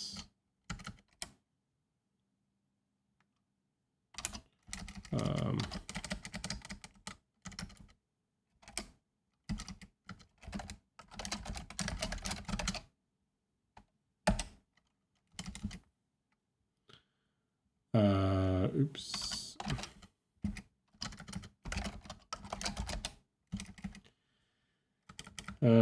So CC of C, so that's, I need to shift. So that's CC of subs command, shift, subst.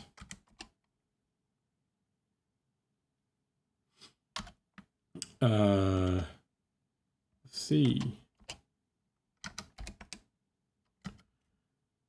Here, case pair, 2 levels.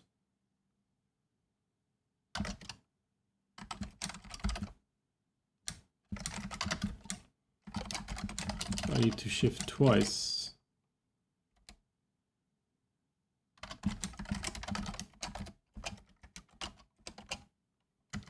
And the rest I can just like blindly substitute.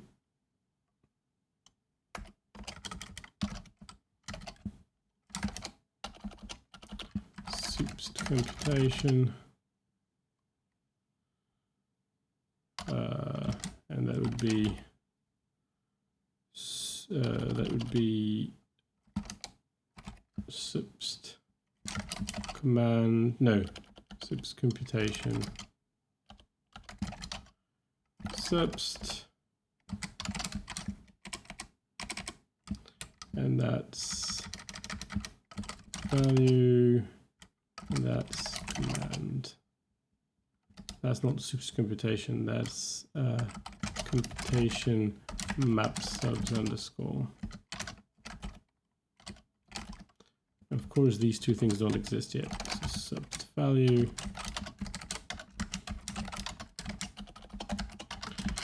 value,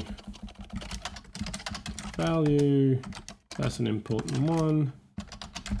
And then we're going to do subst command, value, command, command. Okay, we're doing well. That we're making very little progress in our direct goal, but it's fine. Yes, okay.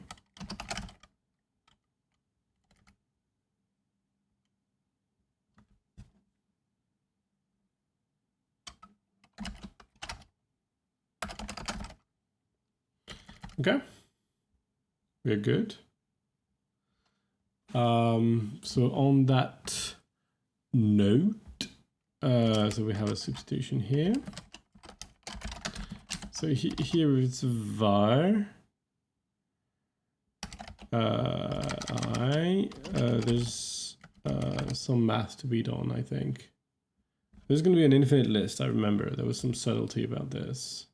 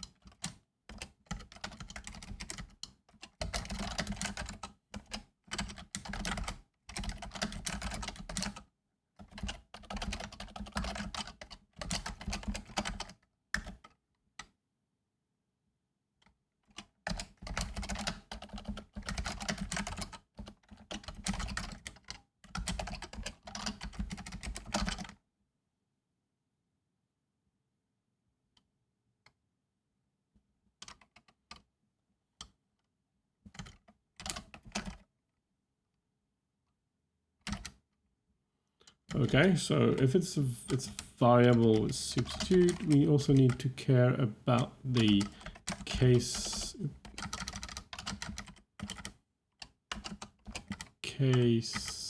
return C.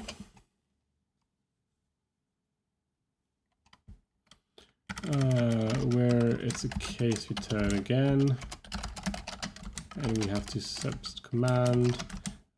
We bind one variable, and that's C. And for the rest, it's pretty much the same as this one, except that's value, and that is value. And I want to call that U and that U. Okay, so now we still have a bunch of errors. We can fill the lifts, I think, because lift is easy. It's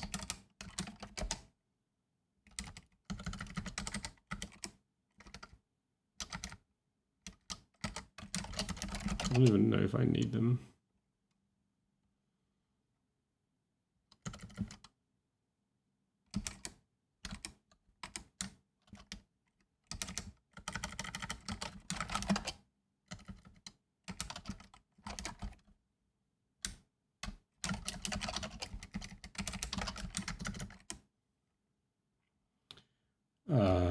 Here we go. And so now Oops. Oh, that's the wrong one. There's 6. Yeah, this one is needed.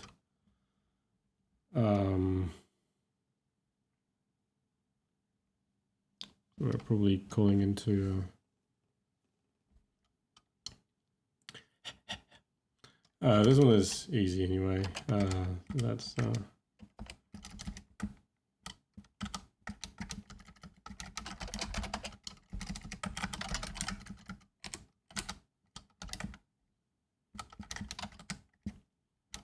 just propagate.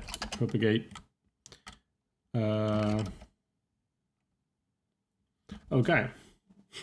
On milestone, we have an optimizer that doesn't optimize anything. If I'm not mistaken. Yeah, there's a bunch of CC. It's not simplified in any way or form. Great. Okay.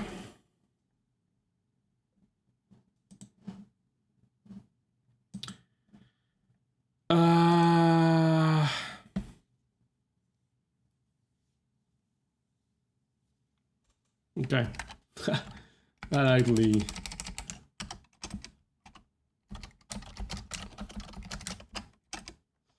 I'm on the wrong branch.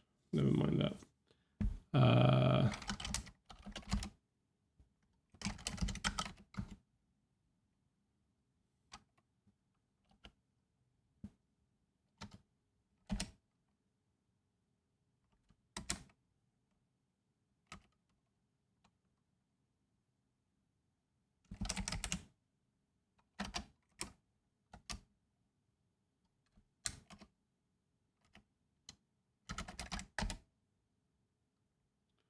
Okay.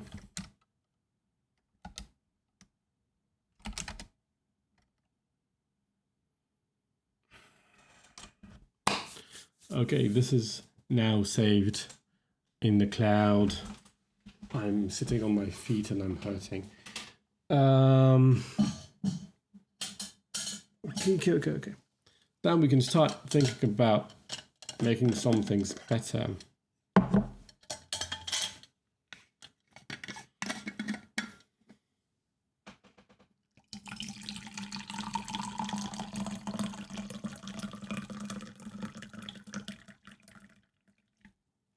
Step function is fairly easy, I suppose. It's all there.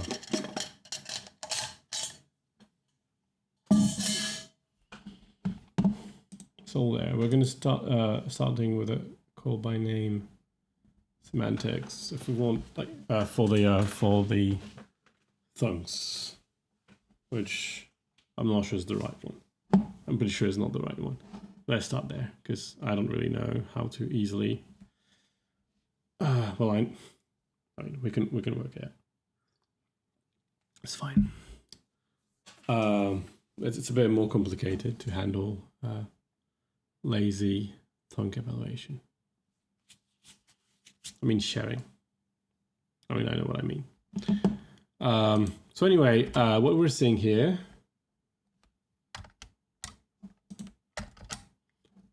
is this is unfolded, so the lambdas are unfolded, but they don't mean anything. I could give a better show function so that we can see something. So let me try that.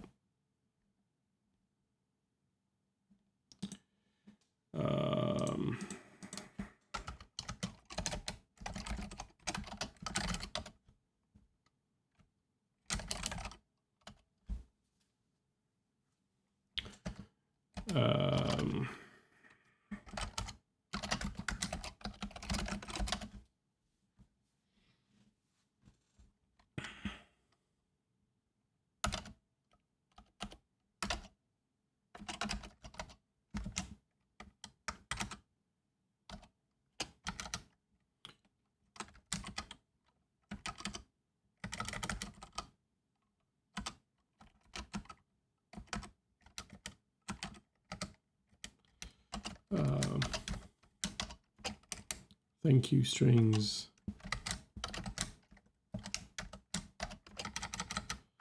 So show E.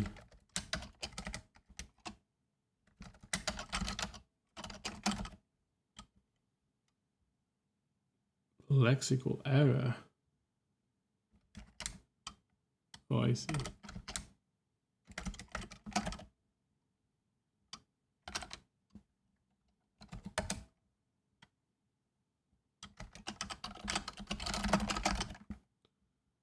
Now I have two shows. That is exactly what I hope.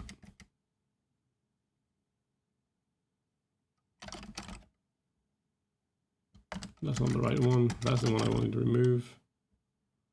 Okay. So we're saying something. I think I want a bit of spacing.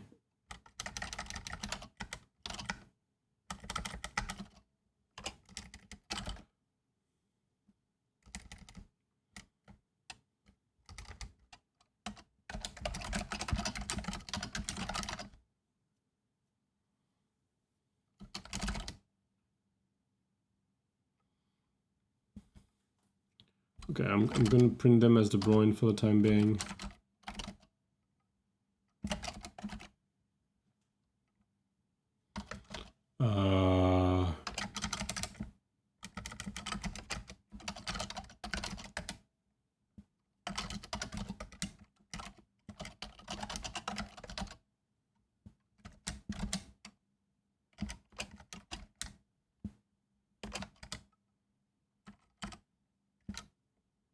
Oops.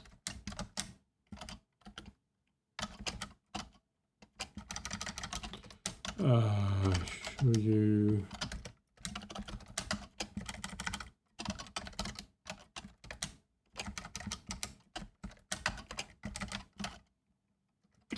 Show V.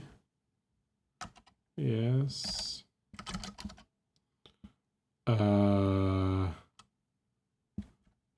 Show unit. Show case return C equal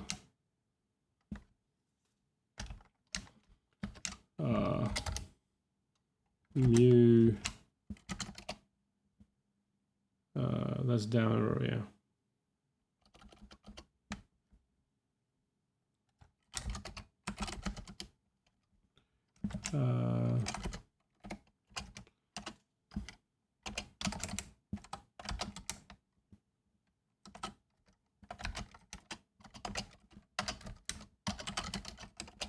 C. We can remove this one. Okay. We have none of these, but that's fine. We'll have some have pairs.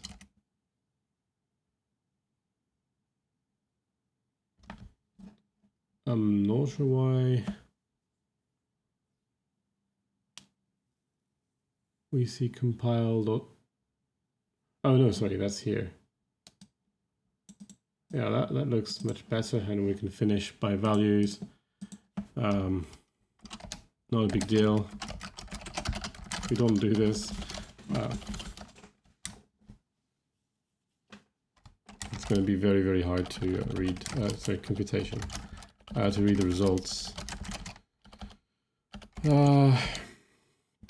Of course, it's easier for me to work with this particular notation, but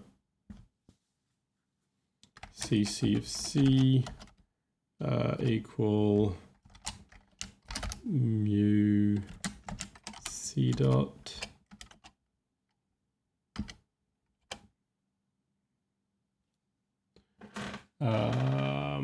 we're gonna need some of that.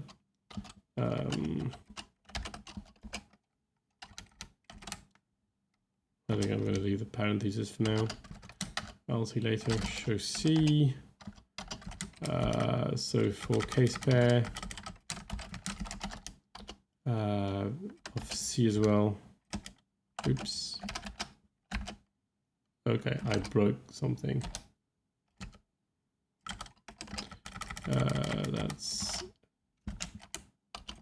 there's two variables. Of course, we could also generate names.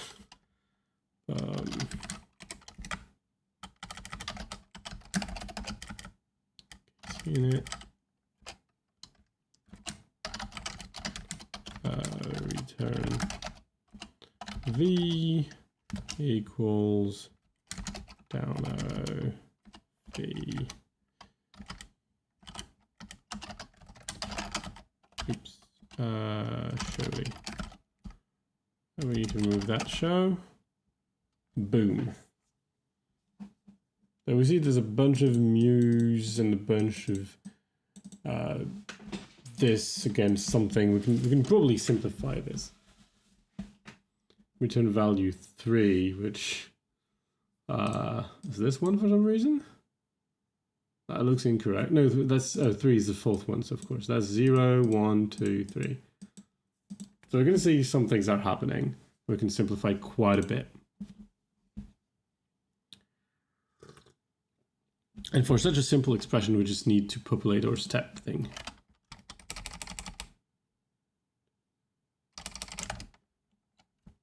Ha ha ha. I didn't commit anything because I forgot to commit my additional file.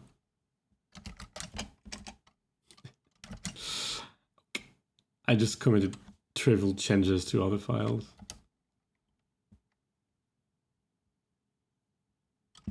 Wait, what does this one contain? Oh yeah, this one is this is my to-do list. Okay, fair enough. Hello, yeah. Now we have to go to the step function and not always return nothing. So we have some cases like step of interact of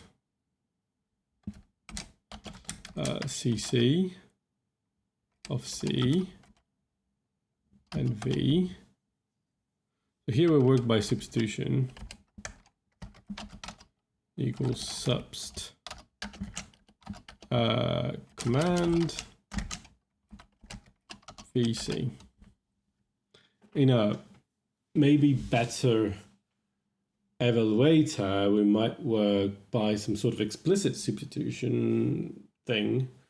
In one of the paper by Bolingbroke and Jones, they have this distinction between things that are already evaluated and things that are not, and might kind of show up as well, like as things that point to values and things that actually point to commands.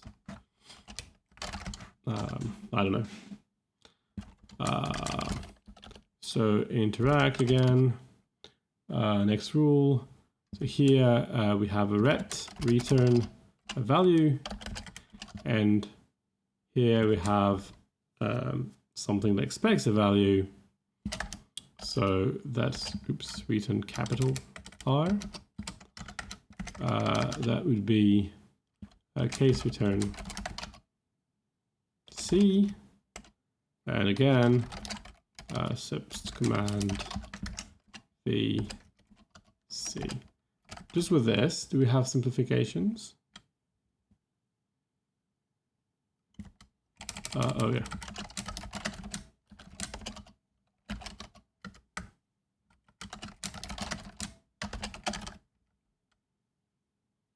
That's already much simpler, yeah?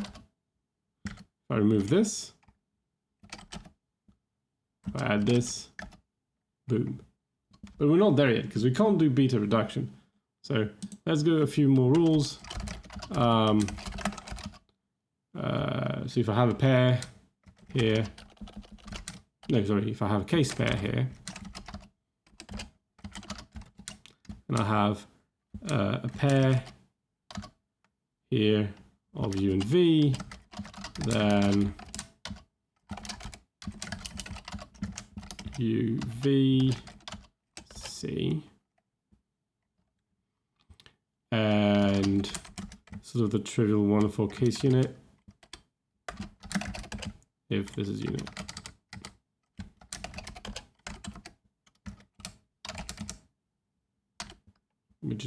return C. And here we say, oh, we return some value, and this is blocked because there's no further thing. So the question is it the right value? It should be the first one of the two. Yeah, it is the right value. Damn, I already made an optimizer. It's not a very good one. It's a good start.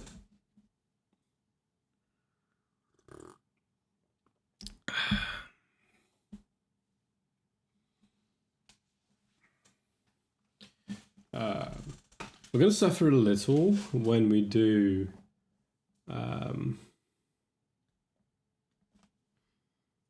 proper termination criterion.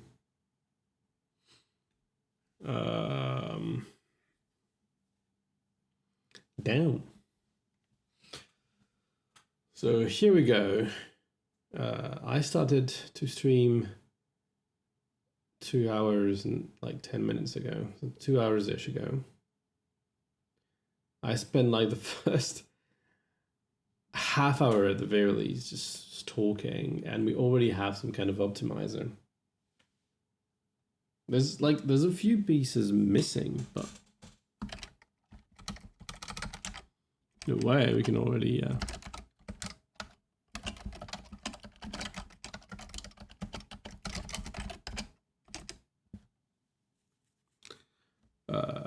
we don't do any splitting.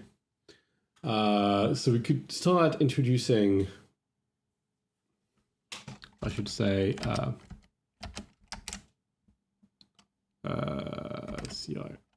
CW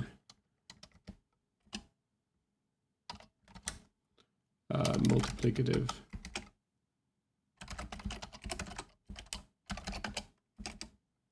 maybe that's our next step.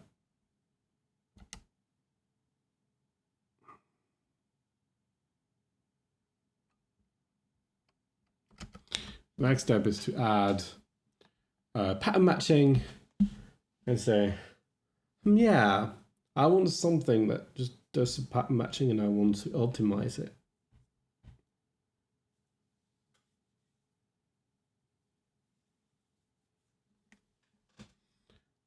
So what would be a good expression that would require pattern matching? Well, I guess I don't quite need this. Maybe I want to optimize under a lambda. Yeah. So basically,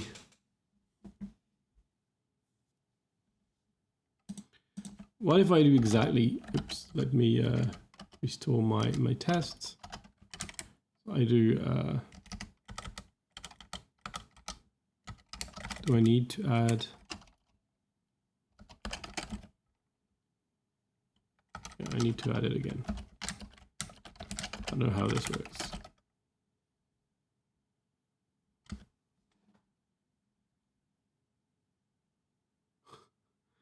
This is unexpected. Oh, it tries to apply one to the other, yeah? What's the actual syntax?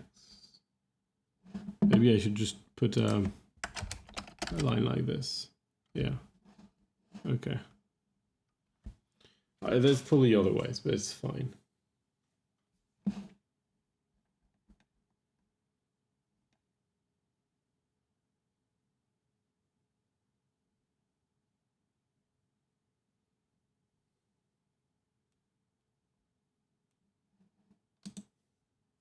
Okay. So now we want to do the same thing, but all this,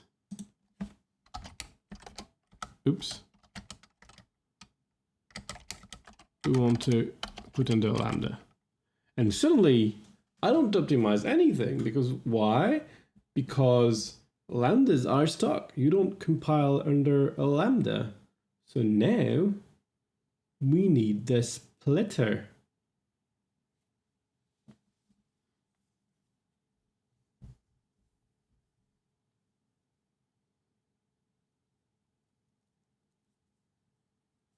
So let's start. Actually, I kind of need to read what the splitter should do. So let's go to the paper. evaluator.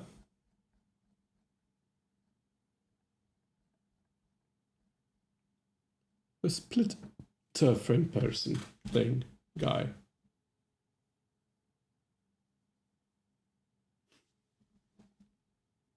A sound but feeble implementation of split would be one which never recursively invokes the optimizer.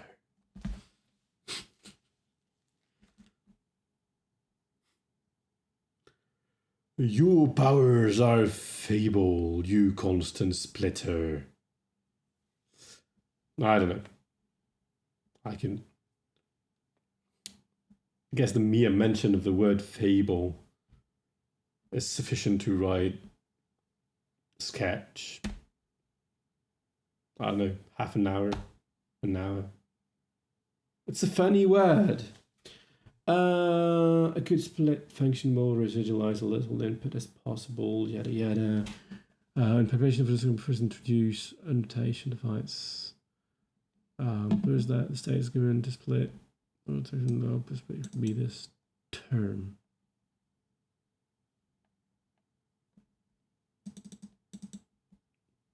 This is surprisingly similar to things that we have.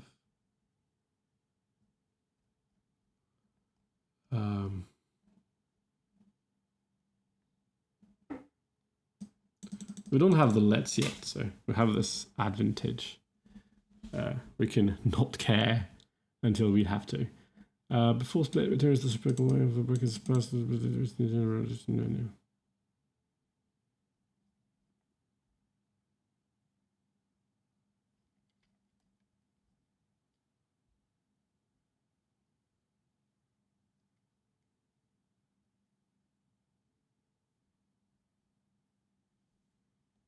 Which has subcomponents.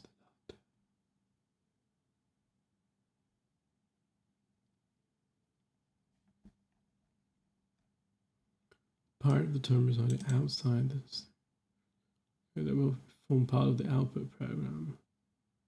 Oh, I see. Each bracket is something. Yeah, that makes sense. That's just regular applicative shenanigans.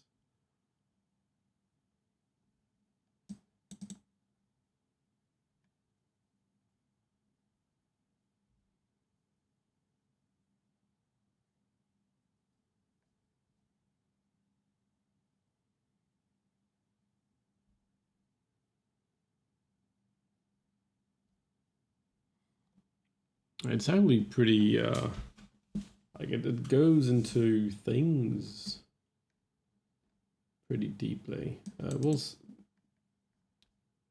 Okay.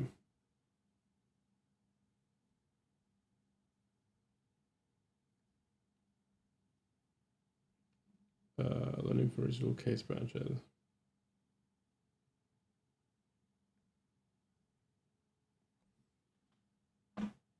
Down.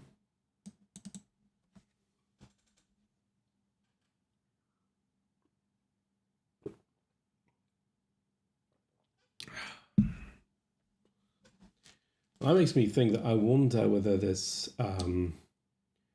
extra heap that we need when we have to handle the lets and so on and so forth, whether it will be only the outside command or all of them that need it.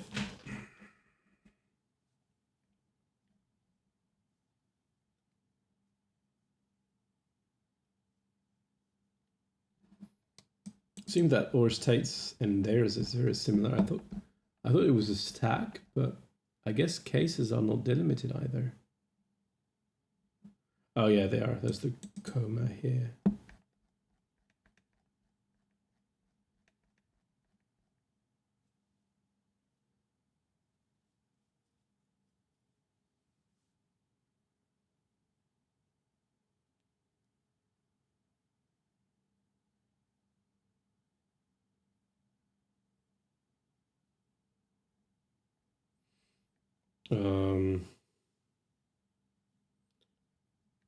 Push heap binding supply.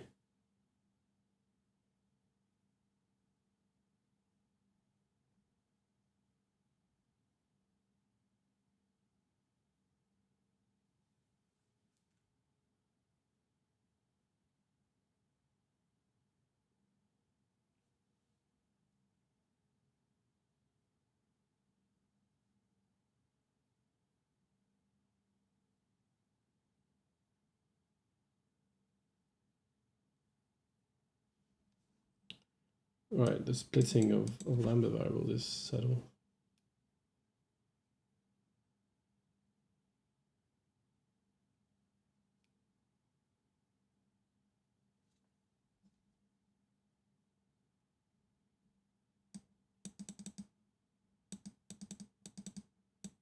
Right, what they're saying here is if you have something like this, that like using may imply work.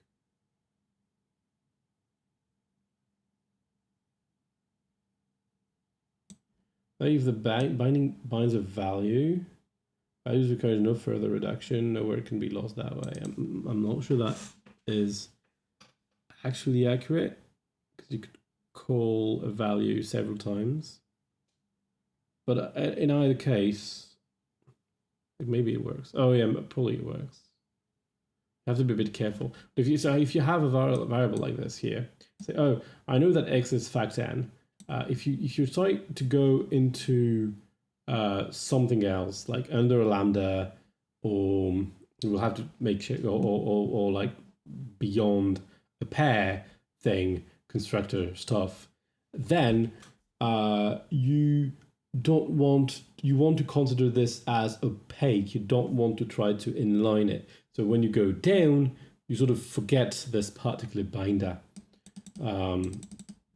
which means that we might have a renewal of the distinctions between these two types, where this one is a regular command and this one's a command augmented with a bunch of floaty lets. Okay.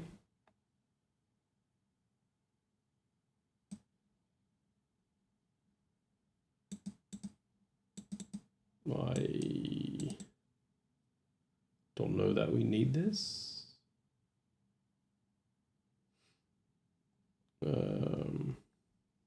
That's really, maybe we do, I don't know.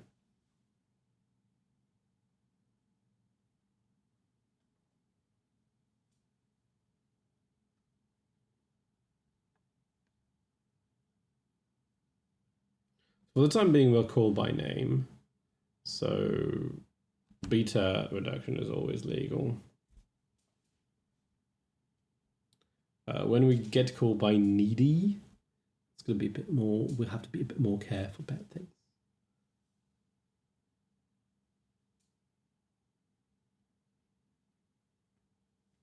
I have no idea what they're doing. We make use of the unit plate combinators.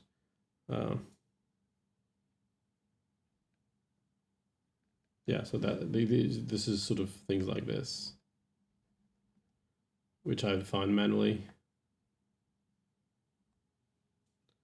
And we'll have to think about it. So I define this with all the integer thing about depth, and I'm pretty sure they matter, but I haven't leveraged them because I'm I don't know. They just I have to think before using them properly. Like, I guess you could use these to find, oh, there's a bunch of things that we need to skip over, or something like this. Do shift and lift a bit more efficiently. I'm sure you could do this.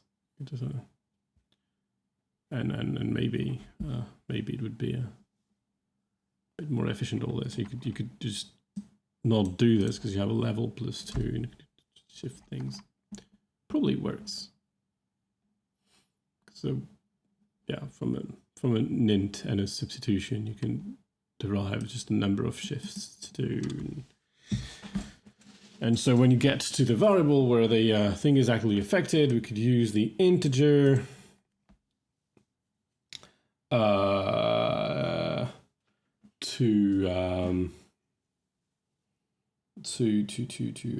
know how many shifts to do.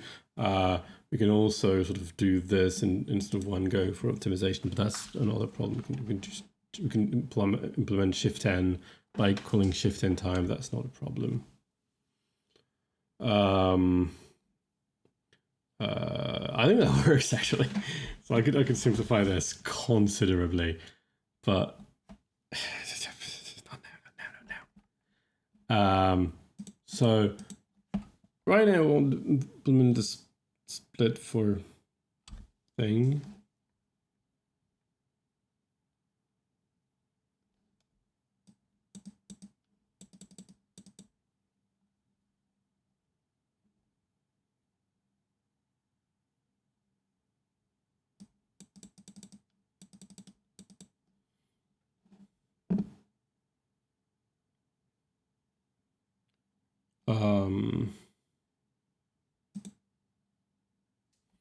It would seem that what we're basically saying is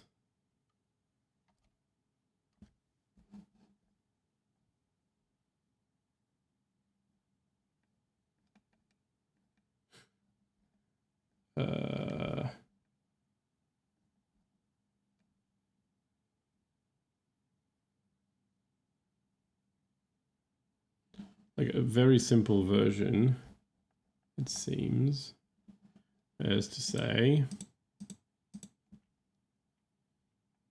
and we ignore the depth, but again, we might want to not, and maybe we want to add the integer here at all. Like we might want to maintain the integer throughout the thing. I'm not sure what that means. So just as a reminder, this integer means I'm under yay many lambdas. Oh, yay many binders. So I've got all these binders on top of me that I've traversed, and I can try to remember that binder depth. Anywho, my splitter, it seems that what's suggested is a simple splitter is, say, I take interact, I've got my like computation to be done in my stack. We're going to keep the stack identical. What we can do is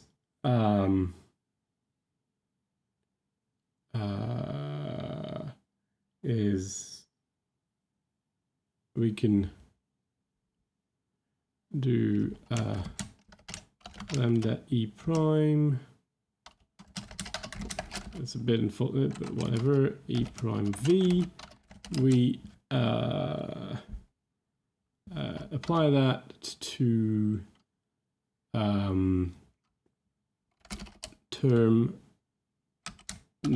computation subs underscore. What do we do for commands? Oops, it's split, not splitter. On commands, we call forgot f, my opt function. So we optimize commands, and we ignore the rest. So if we find a subcommand, we go and optimize it, and it doesn't type check. This E is missing.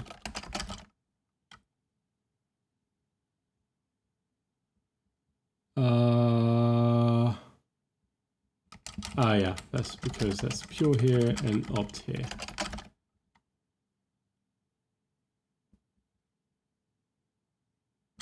Right. Oops.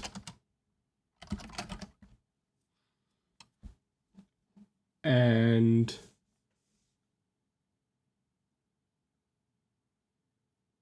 this is different, which means that it is incorrect. I should here I should see the same thing as here, which raises the question: what the hell did I do wrong? What's wrong about this?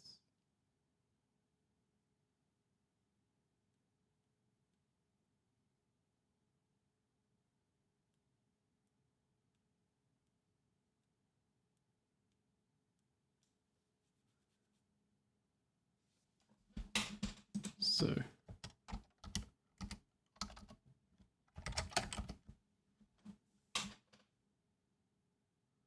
this kind of looks correct though. Same 3, that's the one here.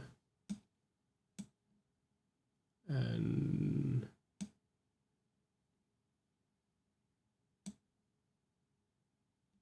what is this 0?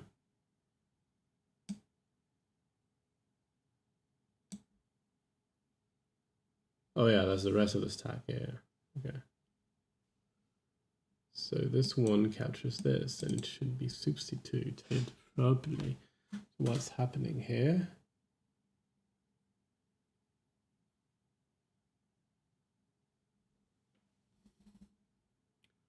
Where does that carry here? Oops. Right. So this should just be blocked, and we should be annihilating this. This is close to. Well, not really. There's a 0 here.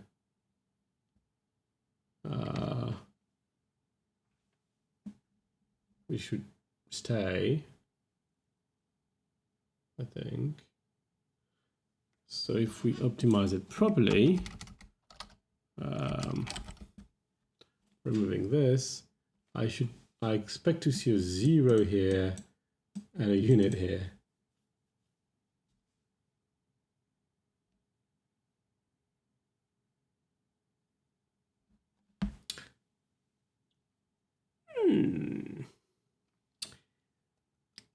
Interesting. Well, it could be wrong.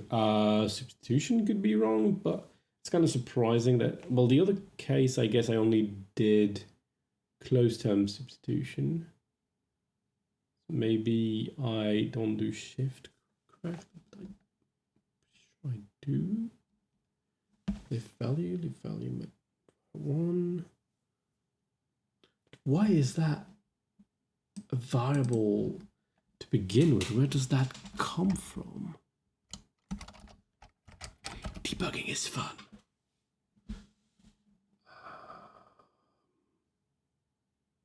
Is this the swan?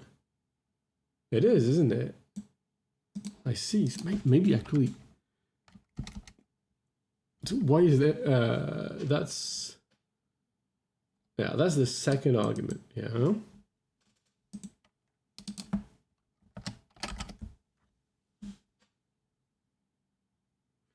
And now it's unbound.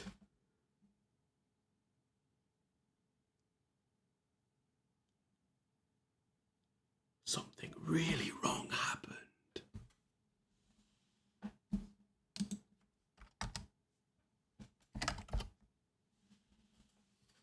I should go there and optimize this. And this is almost the same thing as this other thing that I did, except that there's a 0 instead of the unit. And it goes bonkers. Why is that? Why is happening? There's no case for variables. When I'm in front of a variable, I should do nothing except reduce whatever, like, obviously reduces. So the muse will reduce and stuff will happen. So the 0 goes there and there. It's just a bunch of muse. What we can kind of do is remove some rules. Like, okay, so we can do that, but just reduce the muse for starters.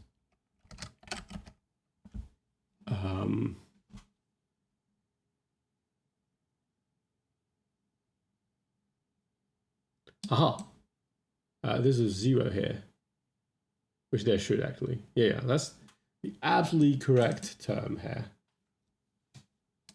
Yeah.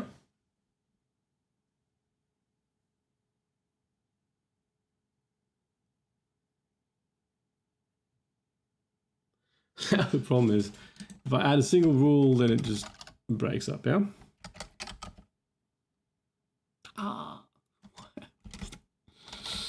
Oops.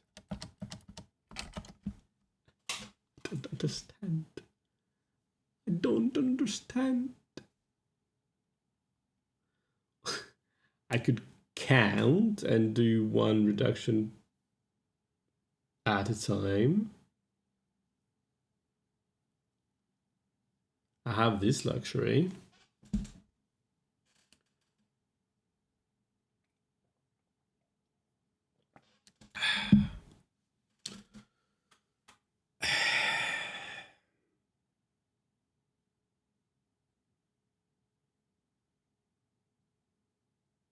Print the intermediate steps.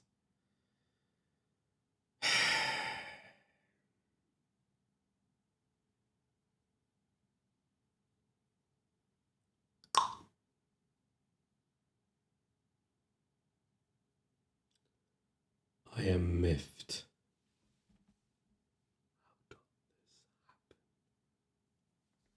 Okay, let's just inspect things. So CV. I get it. I get it. Yeah, that's it. Like I said, oh no, wait, no, that's not true. No, wait. In C, 0 is always that. There's no doubt. So I'm allowed to do this. Whatever the free variables are. So no worries about that. The free variables, they can be De Bruyn's, can be like free De Bruyn's, they can be, like if there's a 0 here, it will be 1 here. If I did the substitution right. So that's correct. And that is most certainly correct. One thing, it works there, so there's no way it's very likely not to be. I mean, if I reverse the order of arguments, I'm going to get something nonsensical. I've got this. Oh, no, that was it. yeah. That's because, yeah, this is the latest binder and this is the earliest. Of course, they're reversed.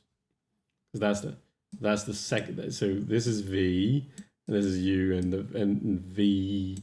This is 0 and this is 1. Yeah, that's stupid.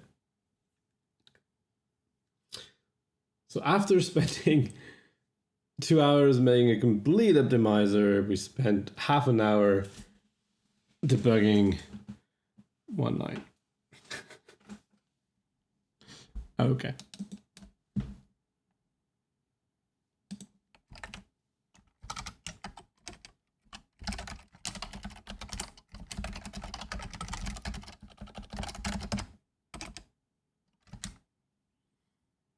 Man, that's pretty neat.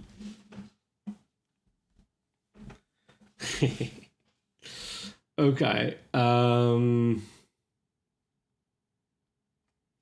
don't know if I can go much further without thinking. It's a bunch of design choices to make.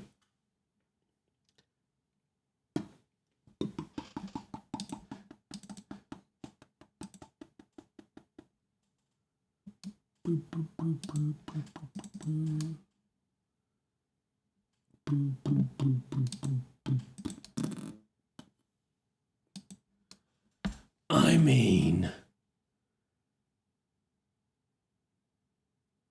that's already pretty great. So yeah, we can add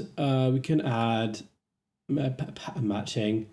But again, the cool thing about this is, look at this. Well, I don't need this anymore right now. This handles pattern matching already, though have to be a bit careful when I add in lambdas and stuff, binders, things.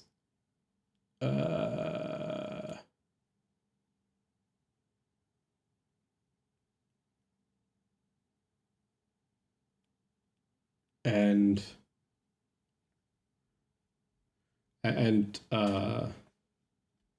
yeah, you might want to do like special cases, terms with just one whole, and we can make a bunch of things. But we'll have to be a bit careful. That being said, if we start adding pattern matching, and of course this is all rudimentary, if we went to make a real language, we would have not only binary pairs and binary... There's an exclamation mark here. Is that on purpose? It looks like it's on purpose. I have no idea what it means. Yeah.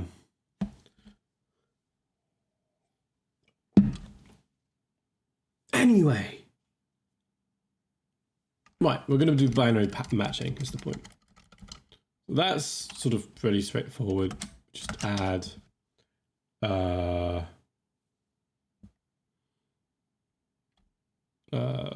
like I1 value, I2 of value. There's no value for the false case.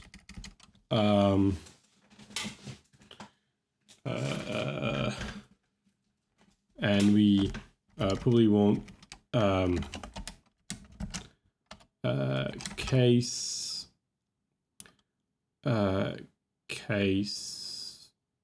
what?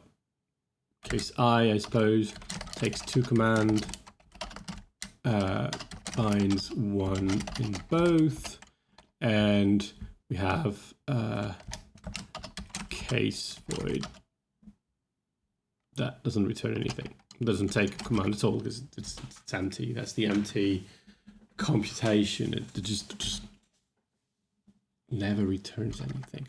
Oh, not everything is completely done now.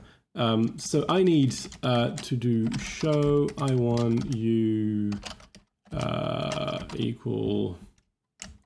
How did I write them? I'm guessing I wrote them Yoda 1 and Yoda 2. No, just one dot thing. Okay, let's do this. It's fair. 1 dot plus show u.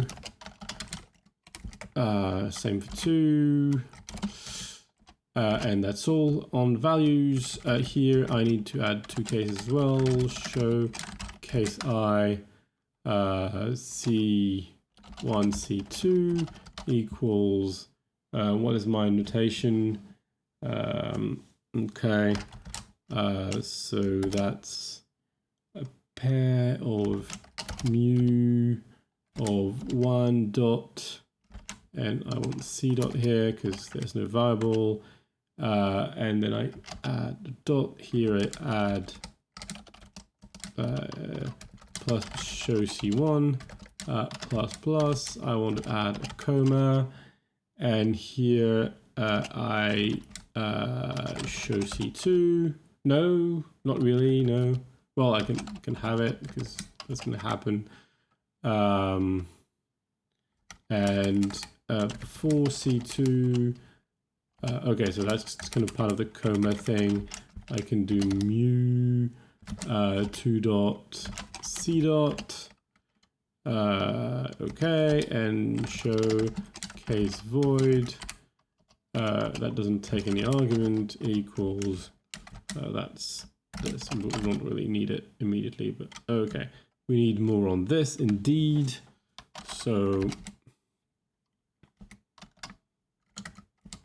here we do a case I of C1, C2, and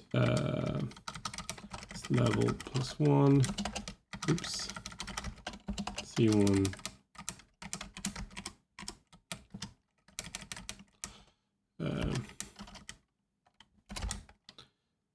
C2, and that's case I here.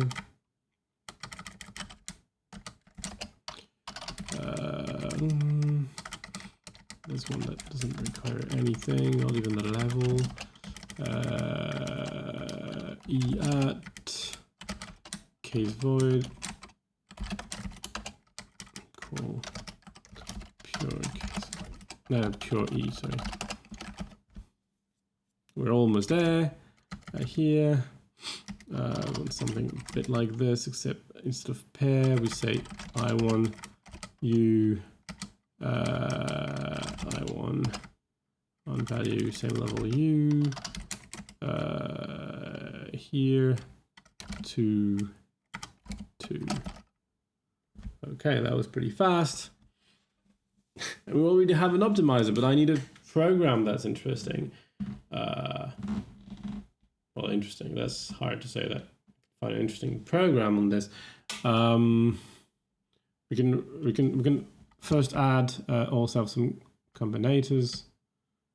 That's not actually the actual supercompiler. Supercompiler starts here. Smart constructors, I guess. We can do a case.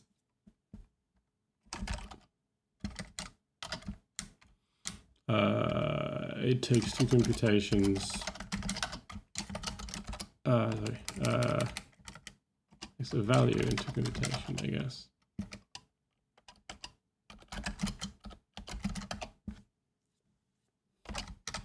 Just computation.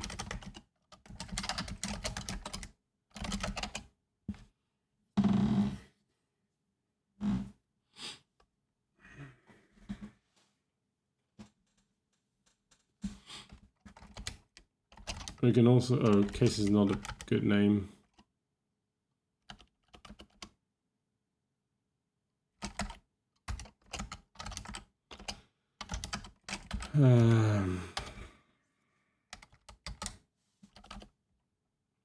So we take a value from branch 1, branch 2. So we're going to start. We're going to start with CC of interact, and here we're going to have V. Sorry, pair V and var0 as always. That's often anyway. And here we want case E, case I of C1 of like actually lift. These are computations, sorry. How do I do this?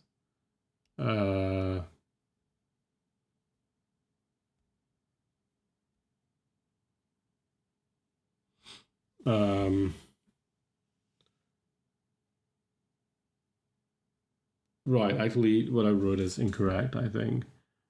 I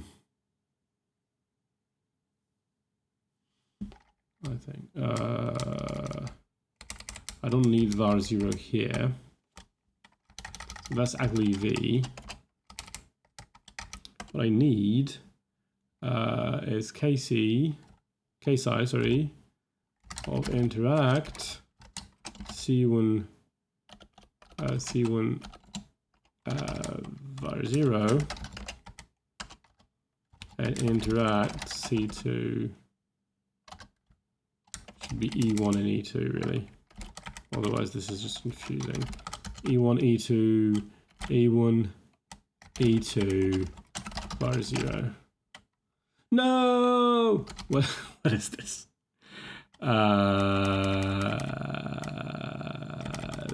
The parentheses are not well matched.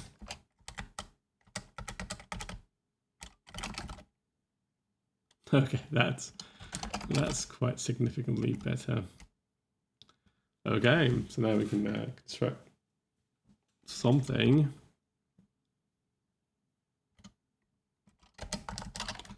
So we could start so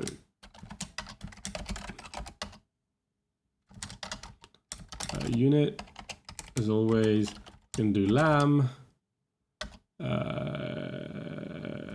We can do case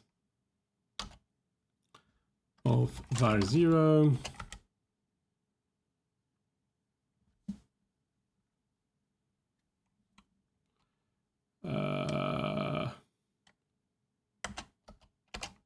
We can take these two examples.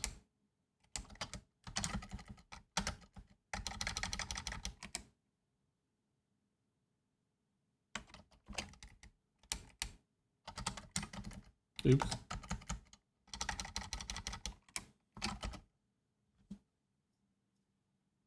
pass errors. That's good. That's not good. Oh, that's good. This is just one case, so that's what I expect. Yes, yes. I don't know why there's a bug then.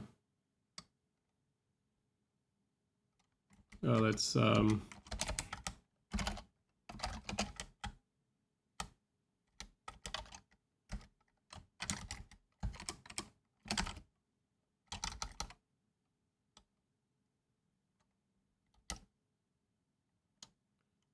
okay.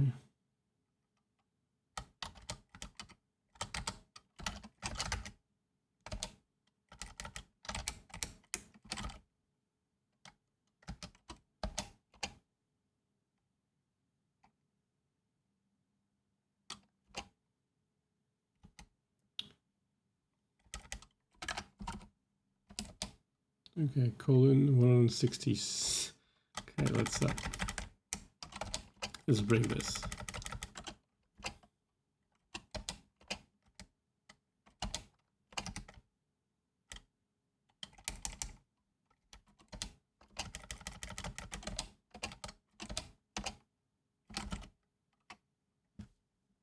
Actually, it's here.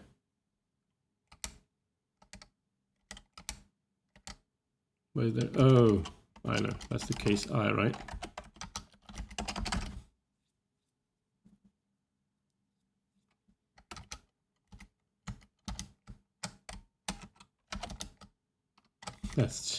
That was just silly. I was looking at something completely different.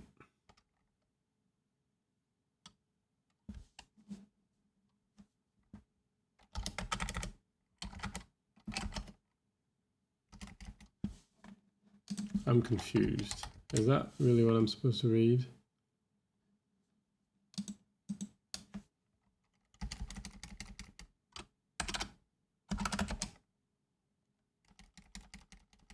Oh, that's the let, I guess. Oops.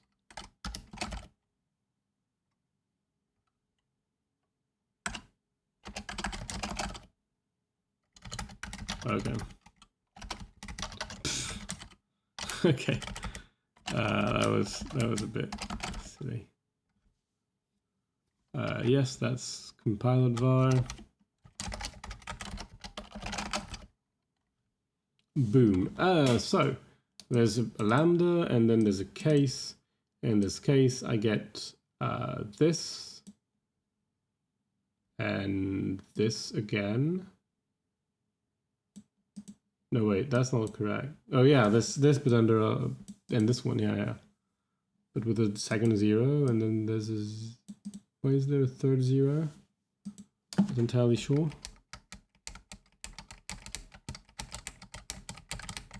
That's this one. No, I'm not. This one is correct. This is what I expect, and here.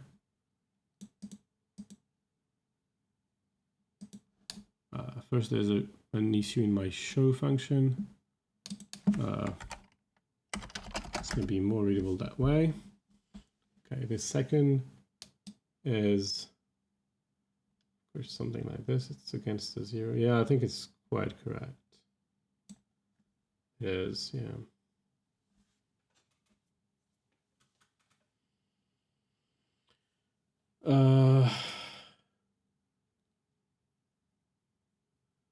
Right. It's actually pretty decent. But there's a couple of things that we might want to do to improve on this right away.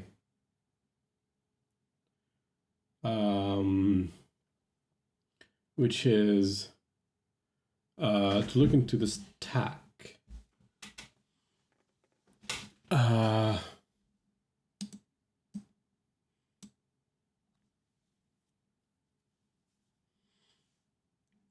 So sometimes here the stack is always very simple. As it happens, we when we get stuck, we have unit on the stack or 0 on the stack. But what if this could commute and simplify it inside can that actually happen?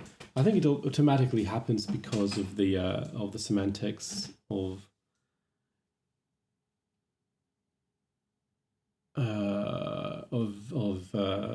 pattern matching.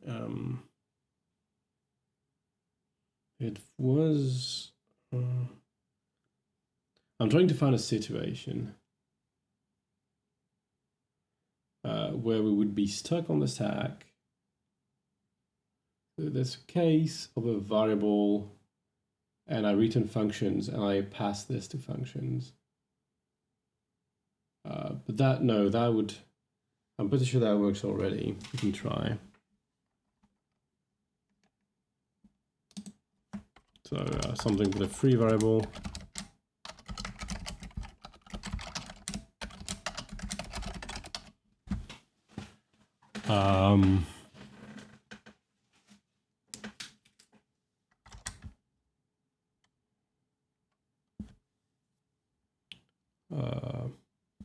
I should just give myself some kind of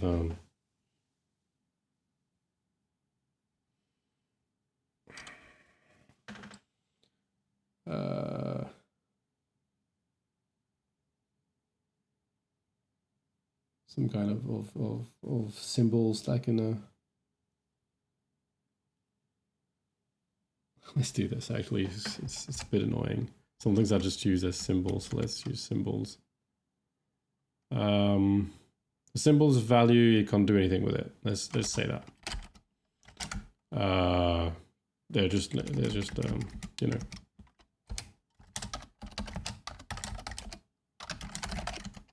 And we're going to employ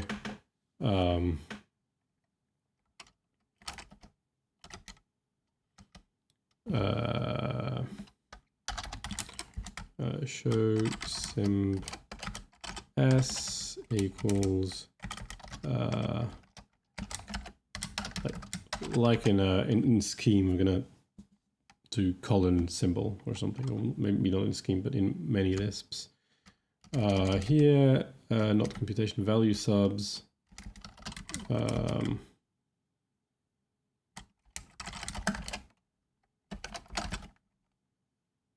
Okay. And so we can replace a bunch of things. So here we can say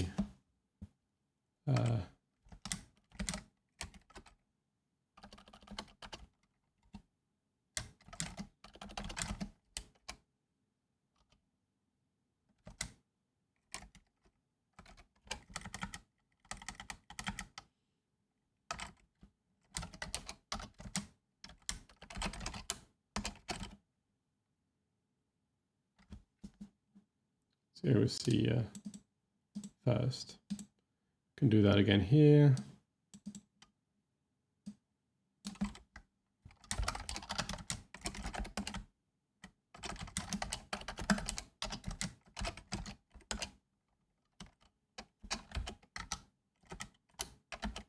Actually, you can just call them A and B.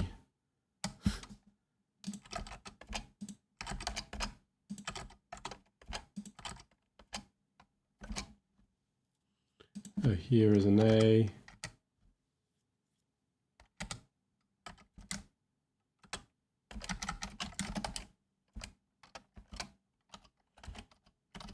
Oops. Ah!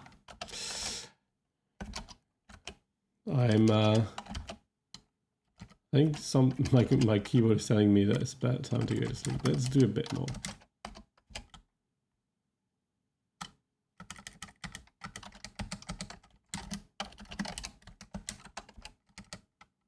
Let's call this one C actually,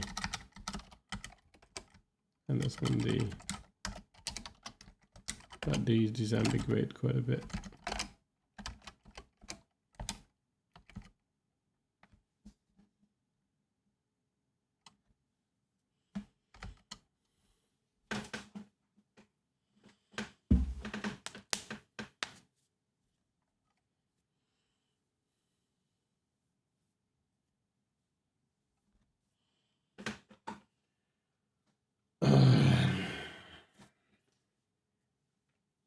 Okay. So my question is, if I start writing something like this,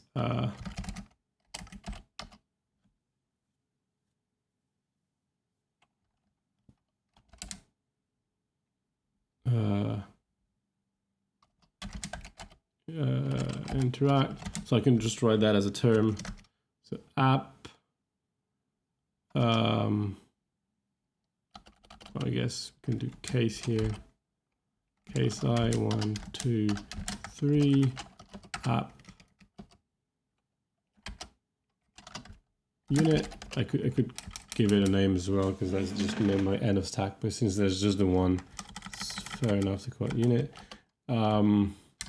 Let's say this is belongs to a symbol. Could be a variable, but I can use symbol. So symbol X for the blocking one. And no, it's not app unit, sorry, unit is here. And we're going to apply that to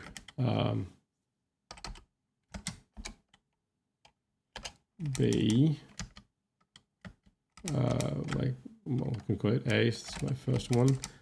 And in one case, there's going to be lam and return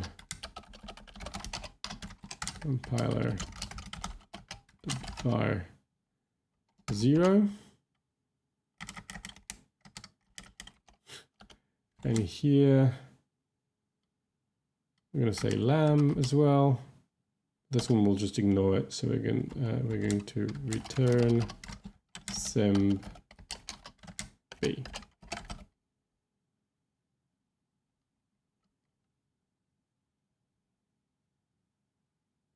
Not in scope compiler.var. It's compile.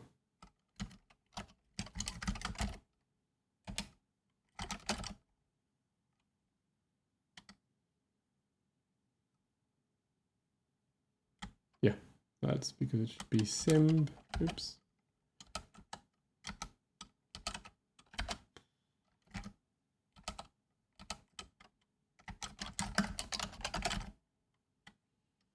And yeah, it simplifies. There's very little to do because the stack is always there's nothing to look at the stack for. So there's really the amount of what I can do tonight.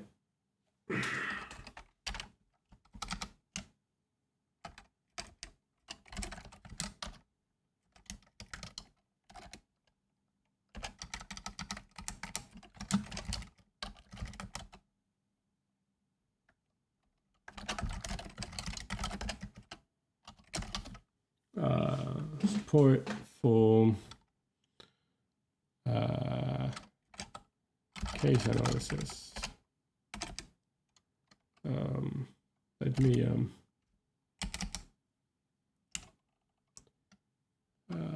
just this. Oops. Just want to reword these two to add supercompiler. Oops. Ooh. Interesting. Okay, this is saved. Here you can look at the branch. May need to reload. Supercompile 0. You can find all the code there. I'm actually falling asleep, and I'm pretty sure you can hear that on camera. So that's, yeah, as I was saying, that's the extent of what we can do tonight. The next step is to add lead binding and recursion so as to be able to do some crazy-ish optimization, like, you know, do something about deforestation. What exactly? Just some, I don't know, is the point. I need to think about this a little because, well, actually, because what? I'm not sure. The point is, this is a call by value semantics or a call by push value. This is very similar. And you can encode call by name computations in them. And one of the goals that you might have is to, if you do call by name, if you do the call by name interpretation in it, you would have similar optimization than in the paper, the Bolingbroke and Peyton Jones paper. So you could be able to do some deforestation at the very least. But I don't know, if we're lucky, we can even do some call by value stuff. Call by value optimizations are reliant on a number of things. And like the precise semantics of call by push value might depend on whether you allow your computations to have effects or not. If you do, you can't really have a call by need semantics. You have to be a bit more careful about how you reduce, maybe. I guess sort of, yeah. So when we add this lead binder, there's a lot of things that are going on. So what I intend to do for next time, to prepare for next time, is to revisit the sequent calculus as an intermediate language paper, which I think is Luke Moore, Zin Ariola, and Simon Peyton Jones, and maybe a couple others. Paper from like 3 years ago-ish. It's just before the joint point paper, the compiling without continuation paper, which is sort of the idea of the compiling without continuation paper is, okay, let's took the good idea from this sequent calculus thing, but try to shoehorn them in a natural deduction calculus. And that gives the joint points that are currently in GAC core, which is an interesting subject. If you want to know about this, there's a very, very good talk by Simon Peyton Jones at Haskell Exchange 2018. I think it's 2018. No.